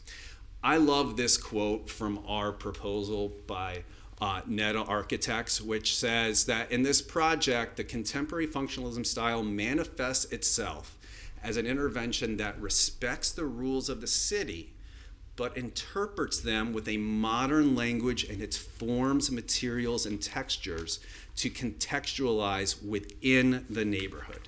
And we're going to show you that right now. So one of the big issues is there like context for this in the neighborhood? Are we just dropping a square building where everything else is round? And of course, we're not doing that. So here on the map, you can see the subject property and our proposed architecture. And then we found 190 Southeast 5th Avenue, the Caspian, and you can see similar elements to what we're proposing. The tripartite construction, base, middle, and top. You can see the geometric forms in the middle of the Caspian and in the articulation of the buildings. On the ground floor, you can see the expansive use of glass, a contemporary material. And that's just literally down the block from the subject property. Then if you go further south, at 135 Southeast 6, at the Courtyard Marriott, you see similar type of construction and architecture. A tripartite construction of a base, a middle, and an end.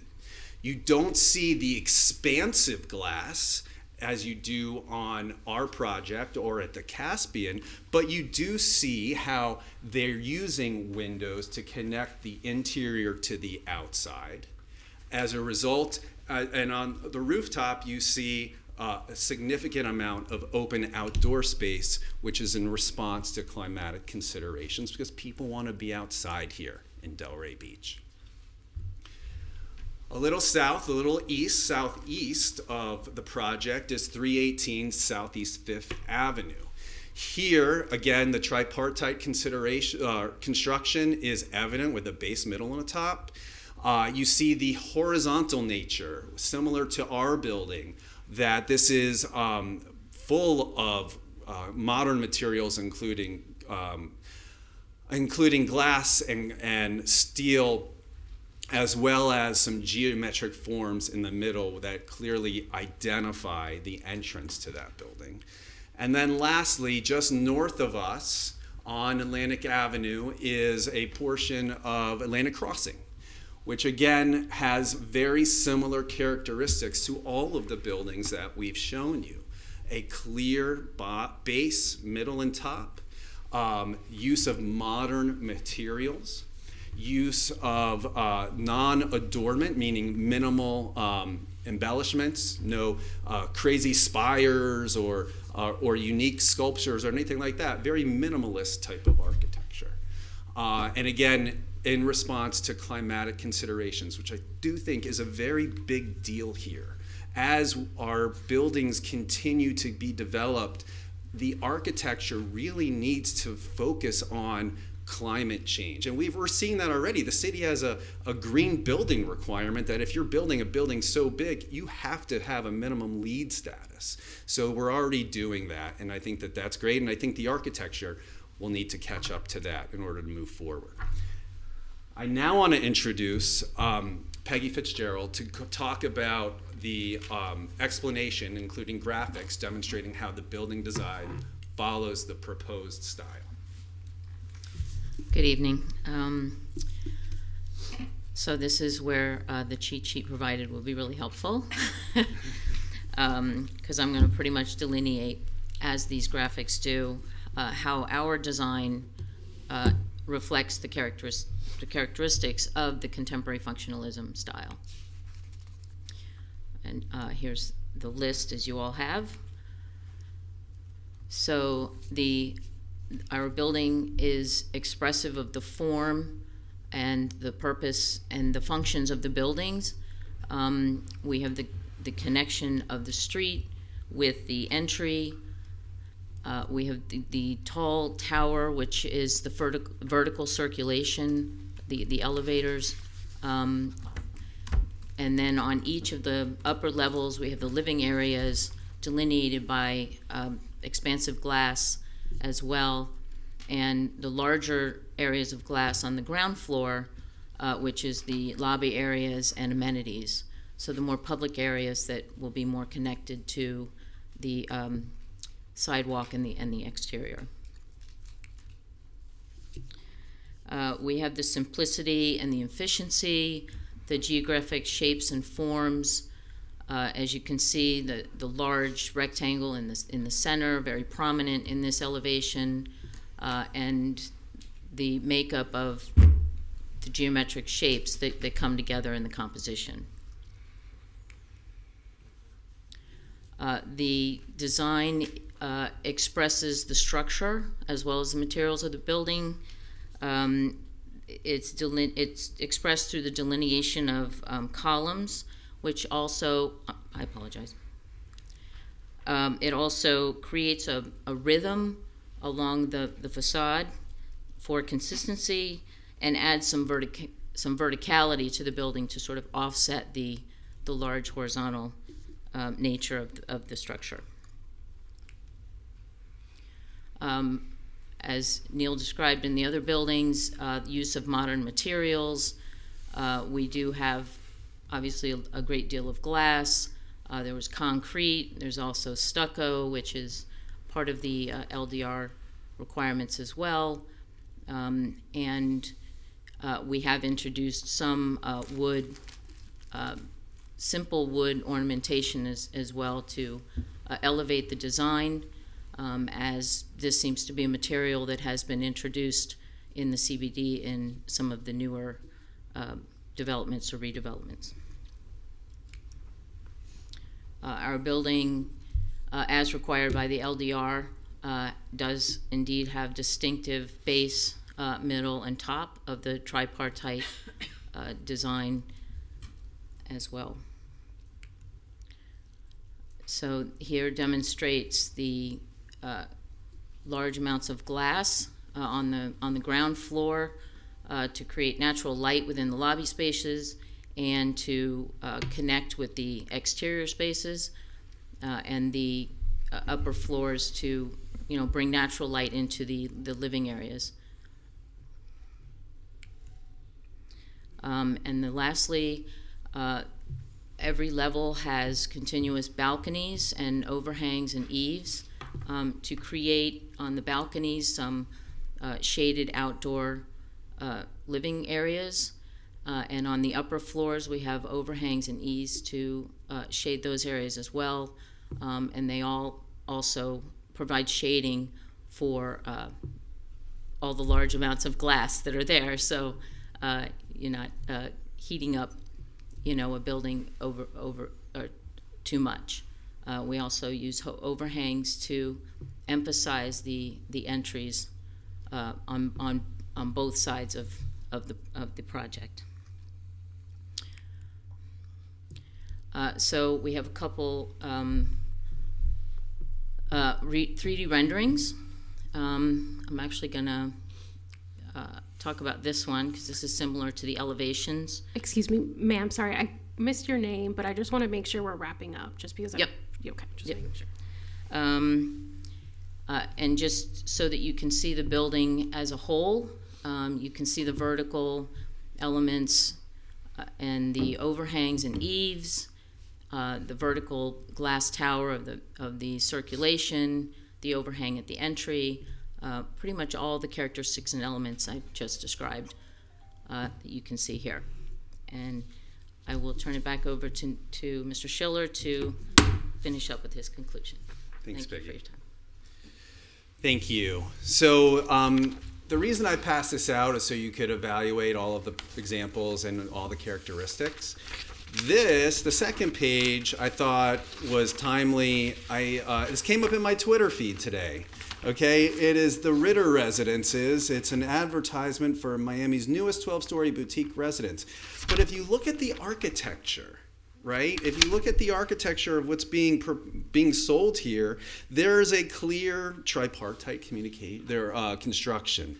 There are some clear elements of use of expansive glass, geometric shapes and patterns. And so I just thought that that was timely, and I wanted to include that for your consideration.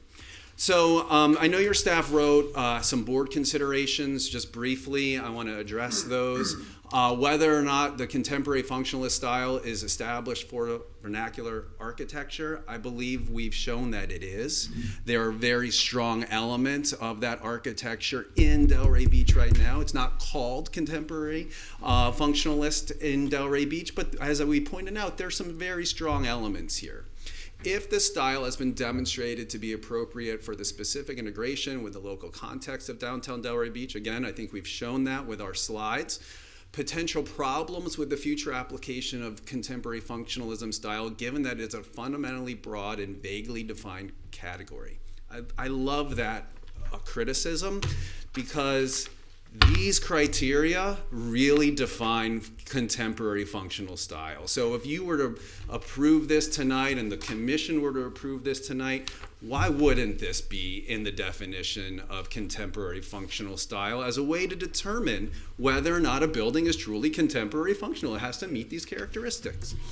And then whether or not the proposed design is a well-executed example of contemporary functionalism as defined in the report. We think that it is. We think it's a beautiful building, but as my client said, we're here to work with staff, as we have, and we'll hopefully continue to. So we'll be happy to further refine the design if given that direction from the board and given the opportunity to. And then lastly, there was a lot of words about Masonry Modern and the Commission's direction about Masonry Modern. And I will say that this building is not Masonry Modern. Your staff even said so in the report. The use of the amount of glass, just the use of glass, really distinguishes this from Masonry Modern. The reason we're here tonight, ladies and gentlemen, is because we didn't want to propose a Masonry Modern building. And so it's taken us 18 months to get here, to come up with this contemporary functionalist architecture and really do our best to execute it well, so that it could be proud of a Delray Beach name. And so we're happy to answer any questions. We really appreciate your attention, your extra time. Thank you. And thank you very much. Thank you, Mr. Schiller. Mr. Yadanik.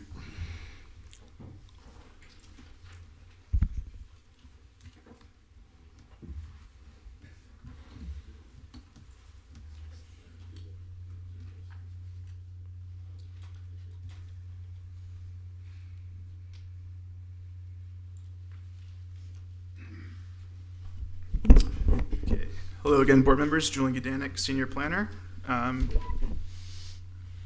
So as you're aware, this is a request for an other or alternative architectural style in the Central Business District. Brief overview of the subject property to establish some context. It's 109 Southeast 5th Avenue. It takes up the entire east-west block between the 5th Ave and 6th Ave pairs, south of Southeast 1st Street. It's a little under 1 acre in size, commercial core land use, and it's the Central Business District, Central Core Sub-District, Zoning District. This is the existing conditions of the property. It's a 2-story Mediterranean Revival building constructed in 2002. It's been a financial institution in the past, and now I believe it's just offices. Top right image is from the 5th Ave intersection perspective, and then the lower image is from the 6th Ave intersection on the other corner where the parking lot is. So keep in mind that this building will touch both intersections. The applicant submitted an application to demo the building and construct a 4-story, 26-unit residential development through a level 3 site plan application. Point of correction, the report refers to it as a level 4. It's a level 3. It would become a level 4 if there were waivers associated with it. Right now, it's still under review, so we don't necessarily know if there will be waivers or not, depending on how they address some of those comments. Just clarify that. These are the adjacent properties in the direct vicinity. These ones are on 6th Ave and 1st Street. You can see varying styles, but generally 2 to 3 stories in scale, more traditional architectural styles that are reflective of the design guidelines, even though I think all of these buildings predate those. And then looking on the 5th Ave side, and again, 1st Street further west, again, some smaller scale residential and commercial buildings. And then I wanted to point out the bottom right rendering is the project you'll all be familiar with because you approved it recently. 4-story Anglo-Caribbean multifamily that is directly across the street. So this project is on the west side of 5th Ave. The one that we're discussing today is on the east side.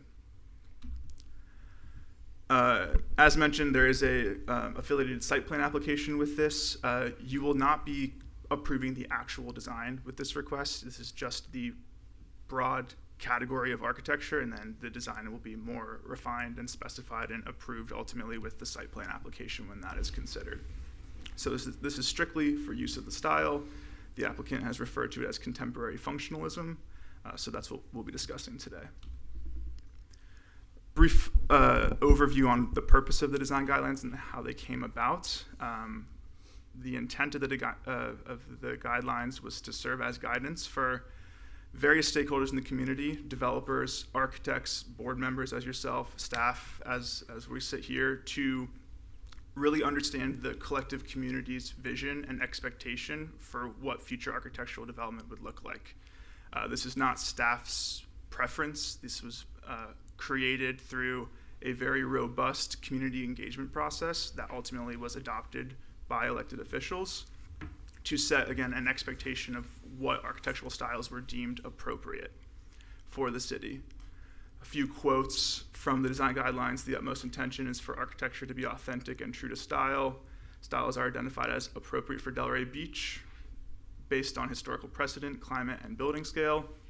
Departures from these 7 styles are not encouraged. And then the 7 styles are listed to the left.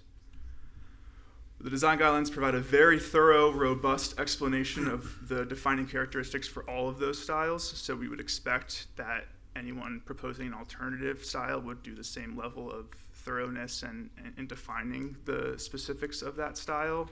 This is an example of Main Street vernacular. The other styles referenced as being appropriate for Delray Beach are Florida vernacular, Anglo-Caribbean, Mediterranean revival, classical tradition, Art Deco, and Masonry modern. All these were deemed to have historical precedence, appropriate contextual relation for the area, and appropriate in scale. Just wanted to point out that Art Deco and Masonry modern have been sort of pulled out of the review cycle. They require additional level of approval by City Commission because of some concerns on how those styles have been applied recently in the city. Another important point in terms of context in the surrounding area, there's applicant made some references to these types of buildings, and we're all familiar with them if we've been in downtown Delray Beach at all. There are many existing contemporary examples that are sort of generalized in style and respond to current contemporary trends. Many of these were approved and built prior to the design guidelines. So 3 examples are the Caspian, the A-Loft, and the iPic. Not commenting on the quality or the successful execution of those, but just merely pointing out that they did not apply the design guidelines when they were designed and reviewed because they didn't exist. More specifically, the design guidelines were actually implemented specifically in response to these buildings because there was community concern over the over-proliferation of this type of architectural style and a conscious decision to avoid future buildings that were generalized contemporary and sort of reverting back to a more traditionally appropriate architectural tapestry. Again, that's the point of the design guidelines.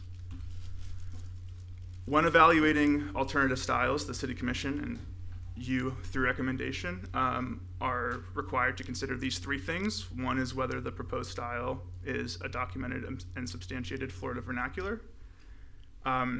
If it's also appropriate for downtown Delray Beach. It might be appropriate for elsewhere in Florida, but we need to focus on this specific location. And then lastly, if the proposed design actually implements the style that's proposed and all of those defined characteristics. So what is contemporary functionalism and what are the distinguishing characteristics of the style? There are a few issues with that question that I want to highlight. One is that contemporary really is indicative of a period of time, which is current time. It's not an architectural style in and of itself. There could be a wide spectrum and range of styles that are contemporary by virtue of being built recently or designed recently. So it doesn't really tell us much about the style in and of itself. It's just a time period. Secondly, functionalism is a design philosophy that can be ascribed to many different architectural styles. That's kind of evident by the fact that many of the examples that I'm about to show, as well as many of the examples the applicant showed, look nothing alike. They're very, very different in architectural style, even though they do employ functionalist principles. Neither term individually or combined constitutes a distinct architectural style. They are essentially adjectives or characteristics you would expect to describe a more specific style.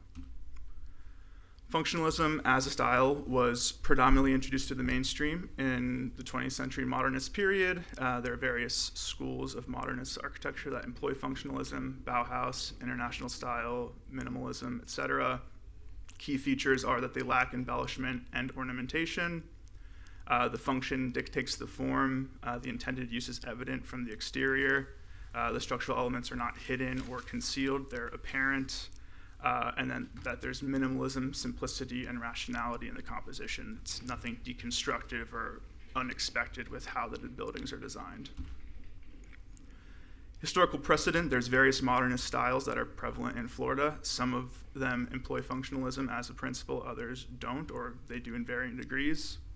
These are some examples of modernist architecture that have functionalist characteristics.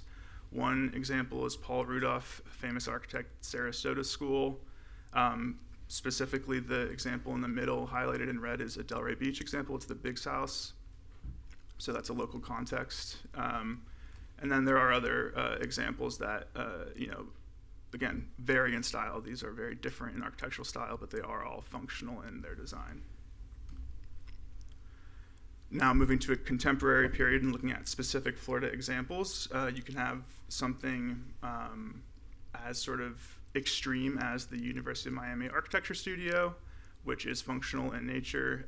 It is very sort of homogeneous or monolithic in its material palette. It has huge expanses of glass so that they have plenty of natural light in their studio. The cantilever canopy provides shade coverage, a response to the environment. Check all the boxes for contemporary functionalism that would fall underneath it, but again, that looks very different from these buildings, which are also functionalist. Again, kind of reiterating the point that neither one of them is specific enough to define a style.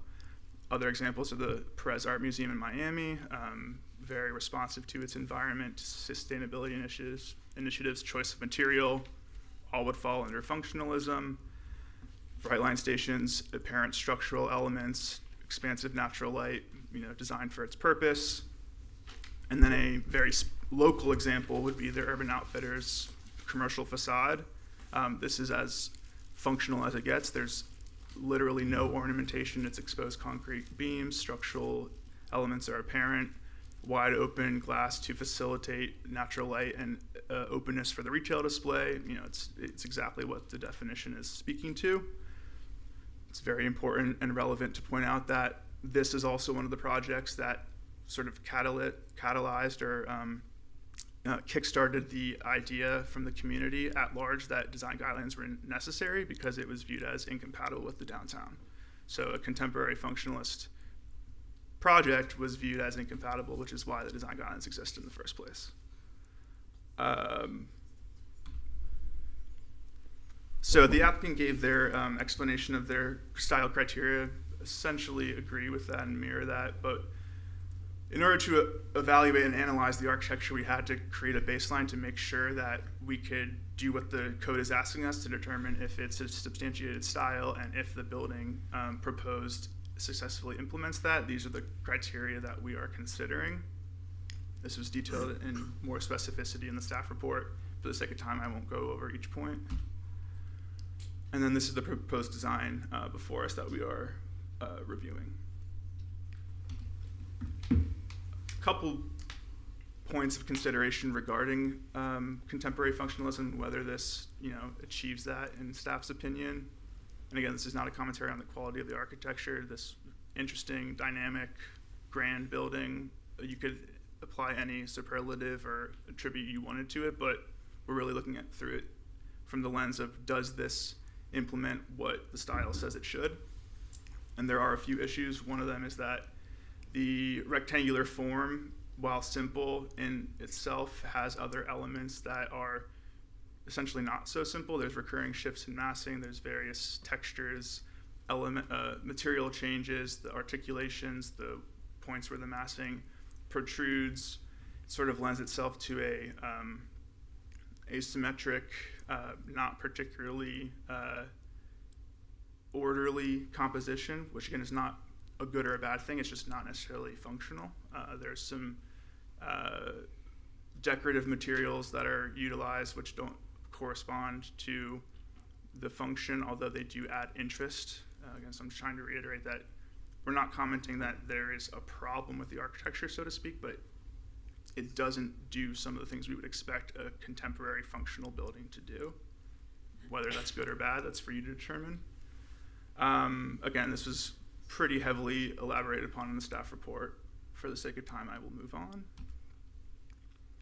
And then function dictating form, that's pretty much the key tenet of functionalism, is that you can tell what the building is used for by looking at the exterior. Other than the exposed balconies, residential balconies, staff struggles to see this as a residential use. It could easily be an institutional use, office building, library, museum. There are certain choices that sort of lend themselves to a use category that's not clearly and distinctly residential. That's a little bit at conflict with the style that they're saying that they're proposing, specifically the tower element at the corner, the wide glass facade.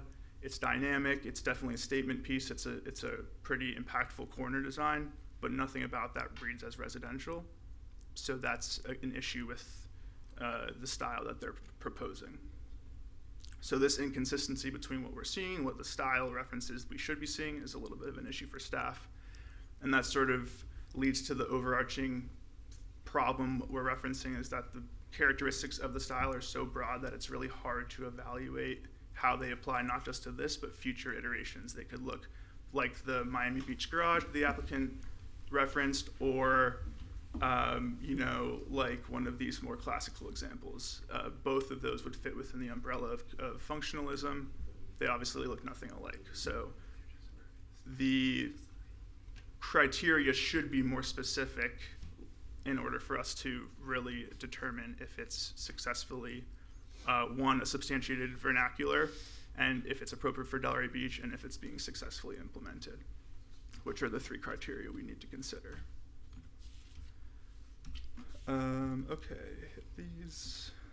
That's essentially it. In conclusion, staff finds that contemporary functionalism lacks the specificity and characteristic necessary to consider it a distinct documented architectural style. I've already reiterated the second point multiple times, and we don't believe that the staff has provided sufficient that the applicant has provided sufficient documentation to determine that the style is contextually and historically appropriate for downtown Delray Beach. In fact, there are a few examples, literally, that the style is not appropriate for downtown Delray Beach. So, further considerations, the applicant already reiterated those. They were in the staff report as well, so I won't repeat. These are your board options moving forward. Happy to answer any questions if you have them. Thank you. Is there any public comment? Seeing none. Mr. Schiller, do you have any rebuttal cross-examination? No cross-examination, just a little rebuttal. Just a little. Julian expects this from me, I'm sure, as does Rafiq. So a couple of things, and I appreciate staff's presentation, and I just want you to know we've worked so well with staff. They've really been generous with their time. We've made a lot of changes. We got to a point where this was the most logical application. The logical next step was to come in and talk about this. I just want to point out a couple of things. So there's been a lot of talk about the community wanted to change, the city commission made some changes. One of the things that hasn't been talked about is that we have a new city commission. We have new board members that haven't even been on the board for more than a year. We have a new direction that this city is going. And I think if the staff's concern that the city commission's direction isn't being followed, well, ladies and gentlemen, we have a new city commission. We may have a new direction, but nothing has been brought to nothing has bubbled up to them to determine whether or not there is a new direction. And I think this would be a great application to determine that. Secondly, staff said in its presentation that you're not approving the design, you're approving the style. I think that's important because we've substantiated and justified that this style should be included in Delray Beach. And if they have concerns about we're not 100% consistent with their vision of contemporary functionalism, then if the design is being approved with the site plan, we will work on it with staff to ensure that we meet the consistency of the definition of their definition or their view of contemporary functionalism. You know, one of the great things about architecture is the first, three words or first three letters, art. Well, that's not the first three letters, but you get the idea. You get the idea. It's a good you get try. the idea. Art. That being said, as we know, beauty is in the eye of the beholder, and while we think this is beautiful, and we really do, and I think frankly your staff thinks that this is much improved from the first design that we've given them. If we're not all the way there yet, we have the ability to get there with your staff because we're not approving the design tonight, just the style. We think that this style is warranted. Functional, contemporary functionalism is a thing. There are architects that are attributed with being prolific in functional contemporary functionalism. Excuse me. Everybody from Louis Sullivan, Adolf Loos, Miles van der Rohe, Walter Gropius, even to some of the newer architects, Norman Foster, Renzo Piano, Herzog, and Demurian Morphosis, excuse me. This is a real style. And we've shown elements that style exists today in downtown, and we hope that you will agree and let us move this forward. So thank you. Thanks very much. Julian, anything more? No. We're good at that. Rafik, anything for you? No, we're good at this time. All right. Should we have some board comments? Who'd like to start first? Mr. Brown. Mr. Brown's waiting for this. I'd like to start. Jump over. Actually, I don't think I've seen him that active since I've been on the board. Well, I'd like to. Mr. Chair, I apologize. I do have one point of clarification, if I may. Please. Yeah, Please. About the applicant's first comment about different city commissions, I just wanted to clarify the current sitting city commission is the commission we received direction from to consider removing Masonry Modern from the design guidelines. That process is already being discussed internally and in the works. So that's something that the department is moving forward with. Ultimately, that would have to be re-adopted or approved by the city commission. But the sort of consideration we brought forward is more so that Masonry Modern is a very specific modernist type of architecture, and contemporary functionalism is further, is less specifically defined and further into the contemporary direction of things. So if Masonry Modern is being deemed, for reconsideration of its appropriateness, moving even further into the other direction may not be the best place for the city to go, just for your consideration. Yes. I just want to say, I appreciate what staff is saying. They're intimating that the Masonry Modern is not going to be okay, then this isn't going to be okay, but that's really a city commission decision. So, and that's what I got from your argument. So I would just say that this is not Masonry Modern, and that there are distinct styles, and that if the city commission hasn't been approached with contemporary functionalism, and we would like the opportunity to approach them with that. So thank you. Thanks. Okay. Mr. Brown. I just wanted to start out by saying this is probably the most exciting item on this agenda that I've ever had in 2 years, because I come from this tradition. I went to Yale, and my professor was Paul Rudolph, as well as Vincent Scully, who was the professor of architectural history. And he was a very good friend of Philip Johnson, and we used to have Philip Johnson come to our classes. And one day, Philip Johnson took us to his glass house in Connecticut. It's the most magnificent experience I ever had. You've seen the glass house published. It's the most beautiful building. It has only a few pieces of furniture in the house, but it's just gorgeous. So we did have a Paul Rudolph house in this town, and we did not have enough guts, staff, P&Z board, commission, to save that house. It was a real tragedy to lose the Paul Rudolph house. And my next door neighbor tried to buy it, and the planning department turned him down. So I want to tell you that I'm shocked at that. Would you have many of these kinds of buildings built in Delray? No. You won't have many, but you'll have a few. And do you object to the glass cube of IMP at the Louvre Museum? How many people have been to Louvre Museum in Paris and seen IMP's glass? Thank you. It's fantastic. It's so different than the Louvre Museum. But IMP did a contemporary building, and the theme was simplicity. It was absolutely beautiful. And we can go on. There was a famous person that worked for Steve Jobs at Apple, and he came up with the new store design. And if you look at the Apple stores, it's the same international style that we're talking about. I think this city deserves to have a category like this, and I think that I don't think this criteria is a bad criteria. You know, bottom, middle, top. You know where that came from? It came from Renaissance architecture in Italy. If you look at the Renaissance buildings in Rome, they all have base, middle, and top.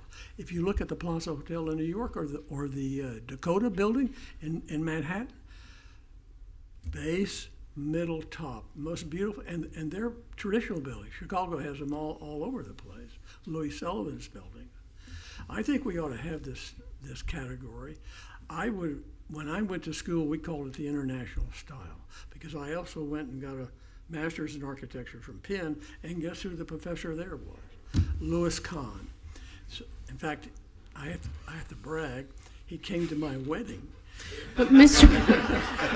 Brown. I married a Penn girl, and he was teaching at Penn, Mr. Brown. And I was going to school at Penn. But I think it's worth having this, and I don't think there's anything wrong with this city having contemporary. It's a very broad definition, contemporary, but there's nothing wrong with having the form follows function. And you know who made that phrase up? At the Bauhaus did.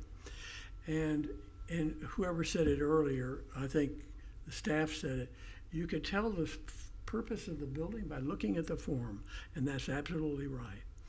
And I think we ought to have this category, and I think Neil did a fantastic job of presenting.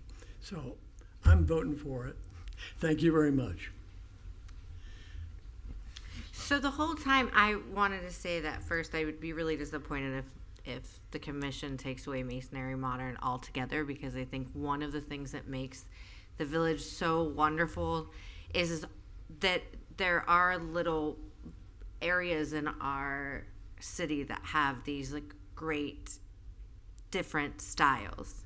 Now, I don't necessarily feel comfortable saying this style isn't appropriate for downtown Delray or Masonry Modern in certain places. I think one of the things that makes it great, again, is having these styles that we all love. But I think this design might not be, I mean, I love this design. I pictured it in like an industrial revitalization center in like Pittsburgh or somewhere. But I definitely don't think we should not give the city commission the chance to, like Neil said, say whether or not it fits in the city. And I will be voting yes for that reason, that I don't think that we should just necessarily take away an opportunity that is a great architectural style. I concur with you. And when I was on the boat this week, all I kept doing was pointing at every house that just had glass. And I was like, I wish I had that one, and I wish I had that one. So it's ironic. So that's all I have to say. Could I ask staff a question? If this is recommended denial, this still goes to the commission. Correct. Just to Yeah. recommend. I can hear you. You want to? Yeah, so even if you choose to recommend denial, this still goes to commission regardless. Oh, really? Yeah, so it won't stop here if you recommend denial. It will go forward either way. So Okay. Mr. Schiller, you're not really allowed a rebuttal at this point. If It's the up to the board chair. wants to ask a question, they can do that. Yeah, the board wants to ask a question. Mr. Schiller, what do you have to say? I just would like to say we would really love a recommendation of approval, but that's all I want to say. Thank you Thank very you. much. Of course. Thank you, Mr. Chair. Didn't need saying. Mr. Strong, we skipped over Mr. Strong because of that. Yeah, go ahead. Yes. No, because, He's the Okay. expert, so I defer to him. I have a couple things. I was actually I was on the commission when we passed the design guidelines in 2015. I almost forgot that. This is a long time ago. And I will say, I think it was 10 years ago. So it has been 10 years since the city did come up with 7. But the city didn't arbitrarily come up with these design guidelines. We partnered with the Treasure Coast Regional Planning Council and spent a couple years and a lot of money, in coming up with these designs. And it was, and it is correct, staff, to say this was in response to some of those examples of getting away from city. The concerns I have, and I know Mr. Schiller pointed out some beautiful buildings in Miami Beach, and to me that does the opposite of, I think, what he was trying to do there. To me, is I don't want Delray personally, and I've heard this a lot from residents, and I'm probably the only person here who's probably talked to well over 1,000 residents in the city over the last 7-8 years on these types of subjects. That was a big catalyst at that time, and it still is. Are we getting away from Delray? Do we want to be Miami? Now, if the commission, whatever we decide today, decides to add this and say they want to be like those buildings in Miami, they're the elected body and they have that right, just as we did in 2015. I personally would not recommend they do that. I would recommend that they would go back to if they want to change those guidelines, they kind of should go back to the drawing board. I know they've said to staff to look at modern masonry. That was one of the approved. But maybe just look at, if they're going to change it, we shouldn't just hodgepodge it. We should do a comprehensive study like we did 10 years ago and come up with either new or change some of those design guidelines.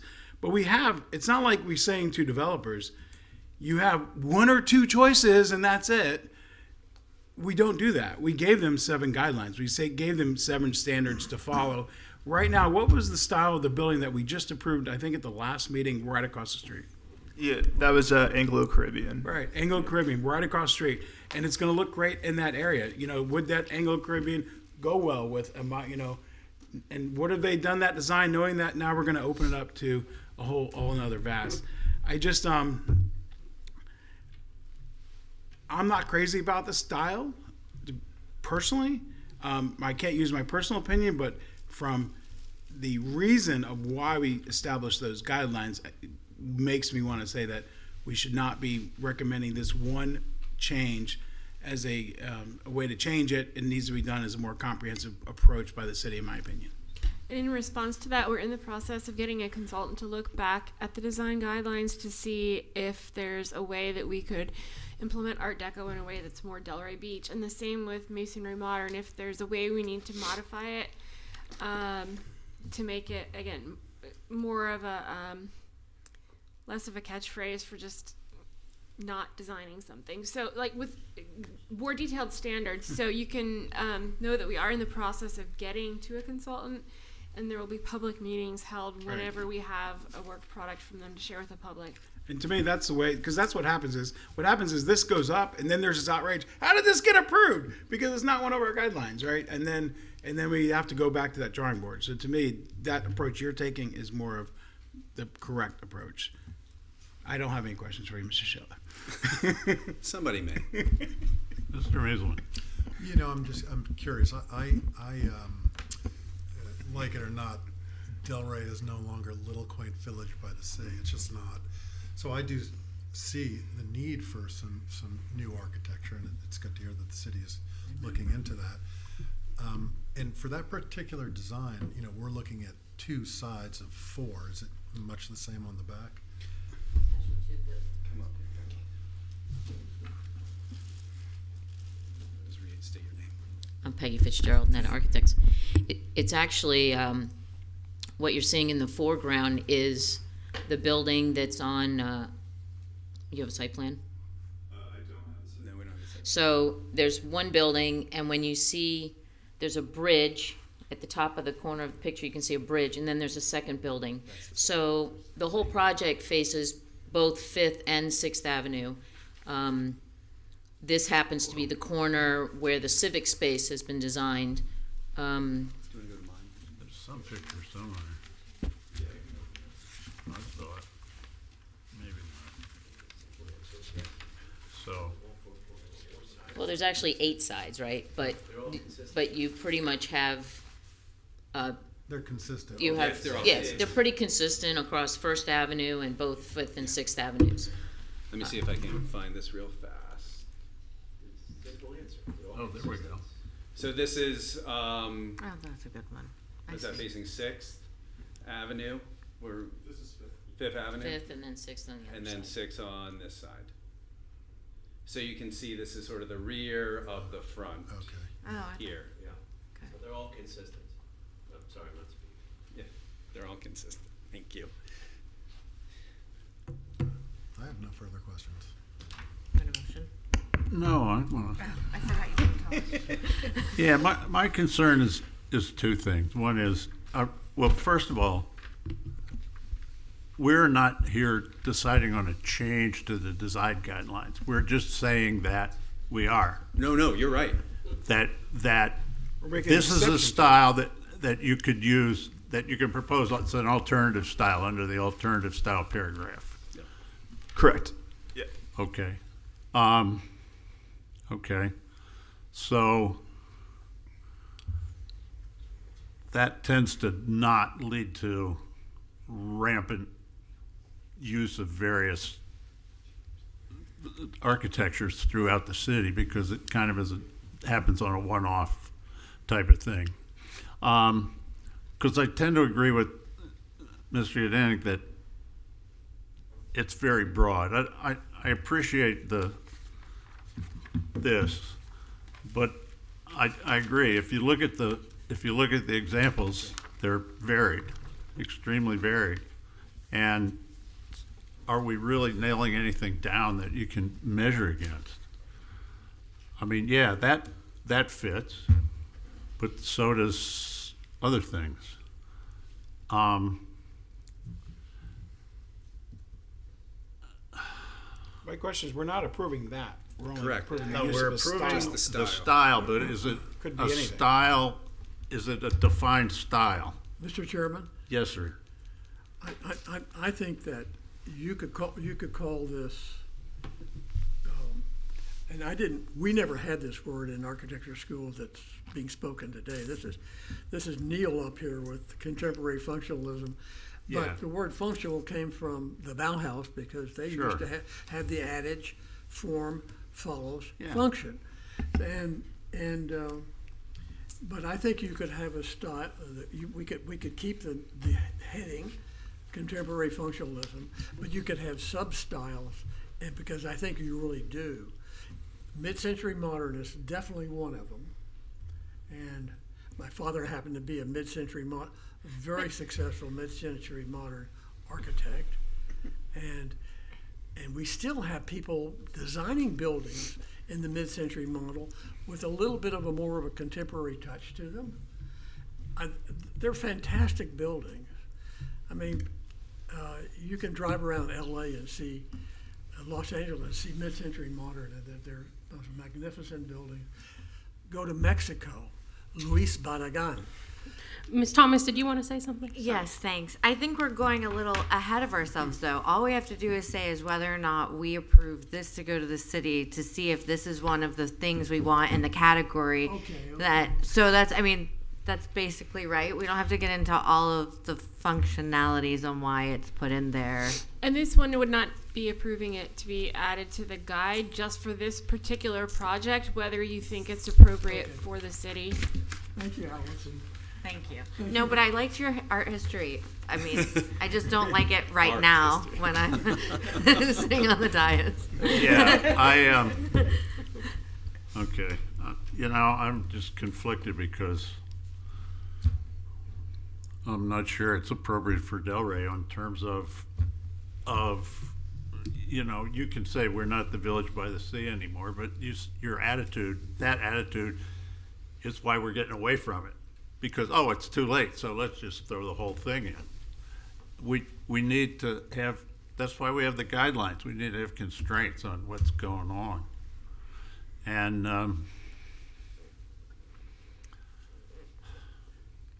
I know that's up to the city commission. We approved on this board, and the city commission approved another alternate style within the last, 6 months or so, Miami Modern. And I remember the mayor making a comment that, because I thought, gee, this is great. I really like this Miami Modern stuff. And the mayor's comment was, it's okay this time, but I don't want to see it all over the city. Yeah. And I feel that way. We got to look at that. We got to look at this from that perspective.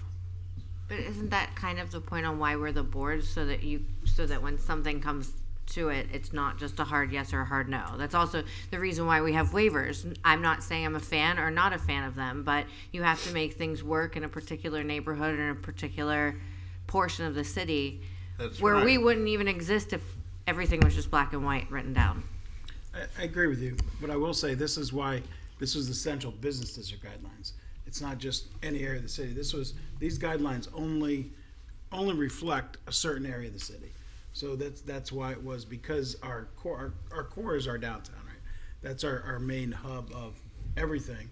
The question is, did we want to become too modern or not? That's where the kind of question came up. If I may, Too much for me. briefly, Yes, sir. is it Meiselman? Yeah. You made a very great point, and it's a point that I've been saying to myself for years. This is not the village by the sea anymore. Has nothing to do with what this board has done, but it's just when you go through various places of the city, for me, I feel like I'm in Greenwich Village. I don't feel like I'm in the South. And it's already happened. You know, we're not making it happen. That's where we are. We're overdeveloped in a lot of places. We're going from 2 to 3 to 4 to 5 story, buildings. So I think we use that village by the sea when it's appropriate to fit some type of political agenda or to stop certain types of development. But if we're really being honest with ourselves, it's just a good slogan, but it's not really who we are as a city. And with that said, there's a certain level of change that comes with, growth.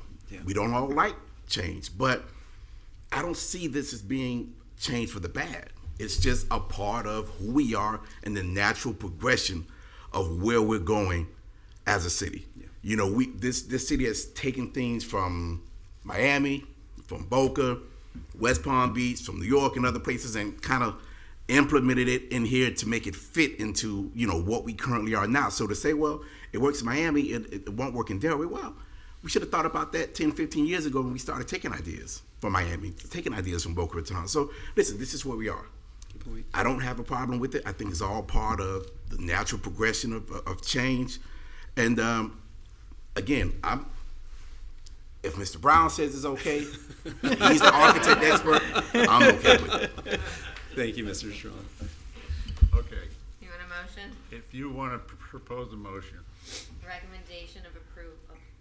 Recommendation of approval to allow the use of contemporary functionalism architectural style pursuant to the LDR section 4.413 F3C, other architectural styles for the property located at 109 Southeast 5th Avenue by finding that the request is consistent with the comprehensive plan and meets criteria set forth in the land development regulations.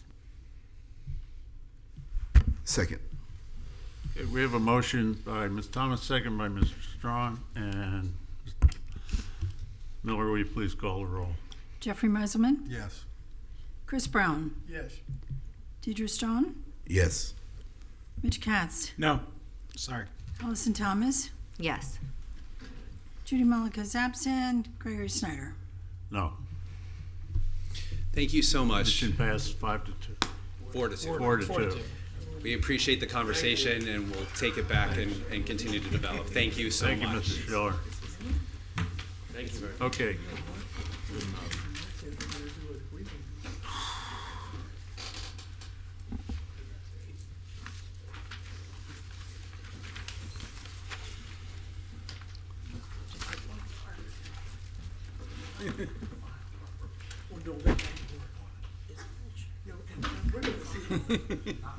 All right, the meeting's gone. All right. Could we have item 9A, please? Yes, you can. Okay, this is an amendment to the LDR to add some regulations for standalone retail tobacco and nicotine products dealers, and I'm entering into the record file 2025-093. So we're just looking for a recommendation from the board on this item. So the reason we brought this forth is because we've started to really see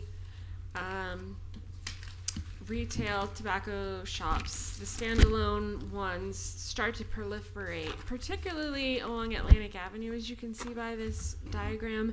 And in the downtown, it because of that compact lot and block structure, there gives more opportunity for these shops to proliferate, which possibly is a detriment to the variety of uses that we like to see in a traditionally scaled downtown with a mix of uses. So we are proposing that standalone retail tobacco or nicotine products dealers, we went with that very wordy definition from the state. So anyone who's really selling tobacco products in a standalone shop, not a grocery store or a gas station, but someone whose business is tobacco. We're proposing a 750-foot separation between each use, and then in the CBD, we additionally are adding regulations, no more than one per block. There's different block lengths in the CBD, so it could be possible that they could be 750 apart and still have two on a block. We're also proposing limits 300 feet from residential zones, schools, public parks, daycare facilities, or places of worship. Again, it wouldn't apply to a grocery store or convenience store. It would be someone where this is their primary business. We're also proposing limitations on window displays of any nicotine products, like this that you would see in a lot of shops is not allowed for multiple reasons. It wouldn't be allowed because of this ordinance, but also we don't allow display of drug paraphernalia. So we're just adding this as an extra measure of precaution to prevent that from the outset. CBD oil is not outright prohibited with the sale of retail tobacco, but it would have to be at a location where our extensive CBD oil regulations would allow it.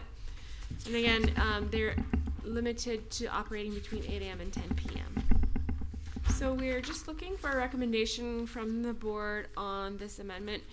We've had some feedback about making the restrictions more strict, prohibiting it on certain streets, et cetera, but we didn't want to go more strict than we are for alcohol or CBD oil. So this is mirroring regulations that we have for those two uses. This is how we started out bringing it through our board process. So if you have any feedback, we would welcome it at this time. I've got a couple things. Please. The 750 feet, I'd like to see that personally be bigger than 750 feet. Because like, I know you showed the examples, it would kind of make most of the current shops compliant, but I still think it would, first of all, there's probably more than enough right now in the city. So with that 750 feet, it still gives a lot of opportunity for, especially in the west neighborhood, where you got a lot of young people that are living there. It's more they're trying to appeal to with these types of establishments. I think, to me, it's just not, I like I'm glad we're restricting it, I just don't think we're restricting it enough. And I get that alcohol, whatever, but I think this particular use is preying more on the young people than even alcohol is in today's times. I have one comment, and I used to visit the city of Boulder, and you know what the city of Boulder did? They outlawed tobacco. And you can't even smoke, you can't sell tobacco, and you can't smoke on a public street or a public sidewalk. Are we getting close to that? Because I think that's a good idea too. I mean, I have asthma, so that sounds like a fantastic idea. But there's certain. Except the altitude in your asthma won't work in Boulder. Yeah. But I think this is a step in the right direction. Yeah, I think we did talk to the city attorney's office about whether we could completely ban it, because we've heard that bandied about by some review boards, and I think this is a more defensible position at this point than an outright ban, but we appreciate the feedback. Well, you have to take a little by little, otherwise, But Boulder took a big bold, they took a bold step. But anyway, we'll have to wait for the next generation to be here. Yes, please. I have a question. I know at one point you indicated 750 feet, but then didn't you also say like one per block as opposed to 750 feet? So even, let's say, the only place where this would likely come into play would be along Atlantic Avenue. We have some blocks that are longer than the 750 feet, so theoretically you could have two end capping a block, so you still couldn't be closer than 750 feet, but you also could not be on the same block as another establishment. Okay, so designating one per block is more restrictive than It the would 750. it would provide not necessarily more restrictive, but it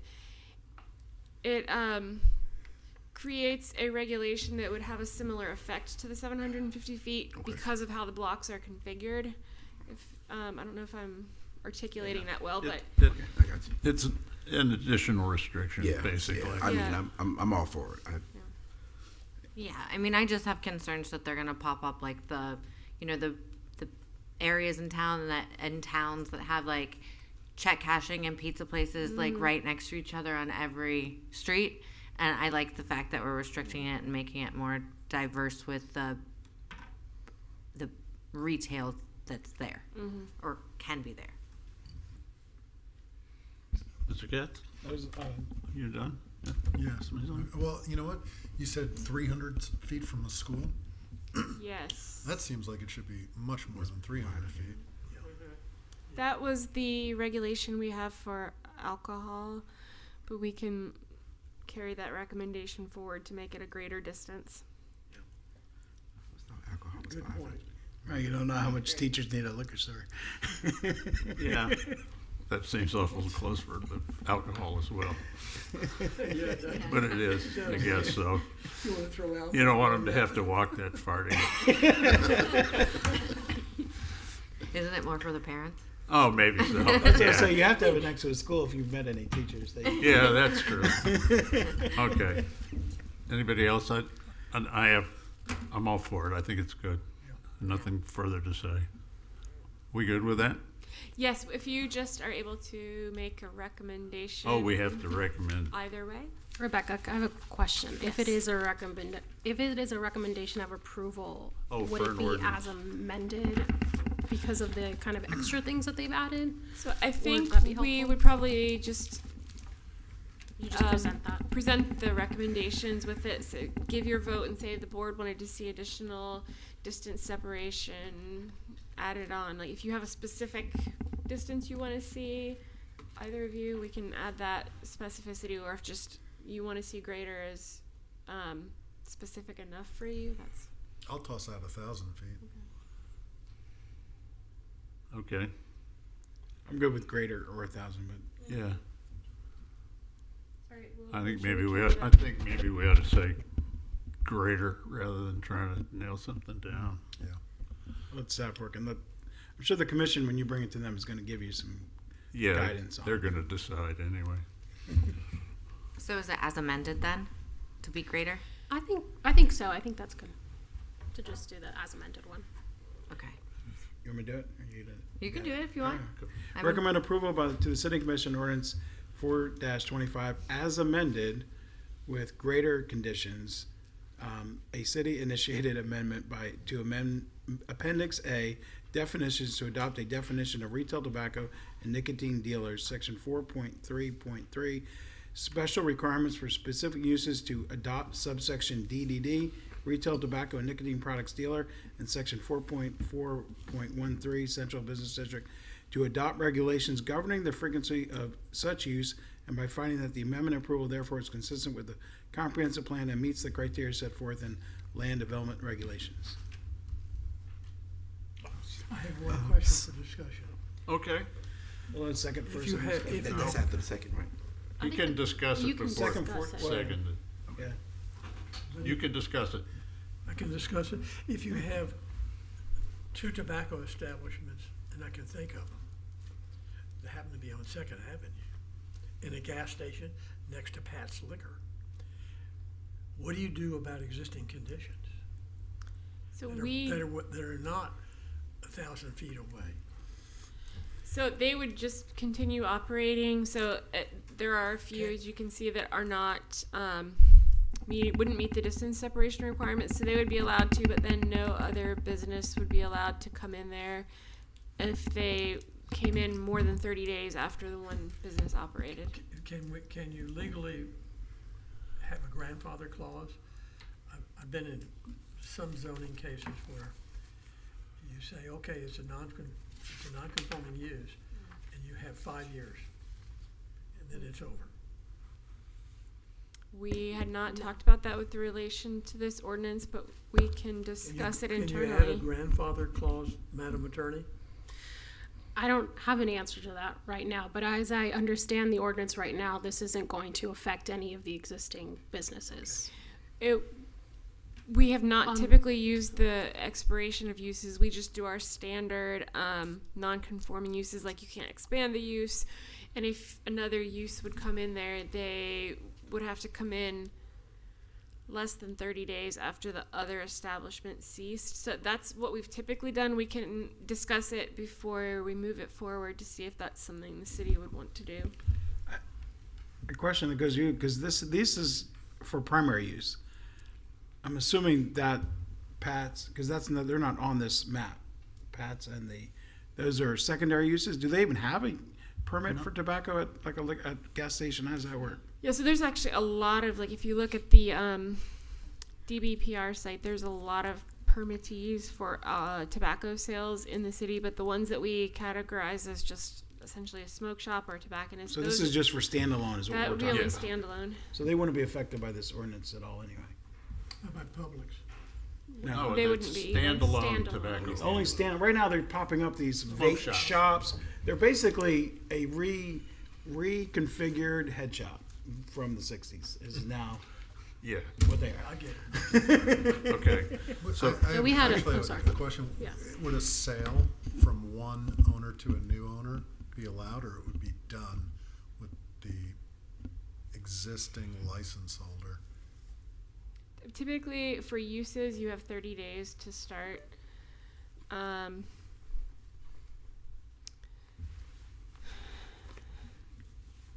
It may be something that we could build in where for this use, once you're done, you're done. We could look at that and see if that's something that is possible to build in. That's a great question. Yeah, good question. Okay. We have a motion that we need a Did we get second. a second? Oh, we Second. get more comments. No, second. All right. We have a motion by Mr. Katz, second by Mr. Strong. Please call the roll. Jeffrey Musselman, Yes. Chris Brown, Yes. Deidre Strong, Yes. Mitch Katz, Yes. Allison Thomas, Yes. Judy Malika is absent, Gregory Snyder. Yes, the motion passes 6-0. Okay. Reports and comments. Staff. Just to note the upcoming board meeting dates, May 19th and June 16th, and then way down the line, the September meeting will be September 15th, which is a Monday, not September 16th, as was provided on your schedule. We were trying to get ahead of budget hearings, and they zigged and we zagged, so September 15th, if you note that for the future. Okay. Oh, Board I have nothing. attorney Thank you. comments? And board comments. We'll start at this end. Any comments? No comments. None. Allison? None. No thank you. No? Mr. Strong? None. And I have none. Meeting's adjourned. I do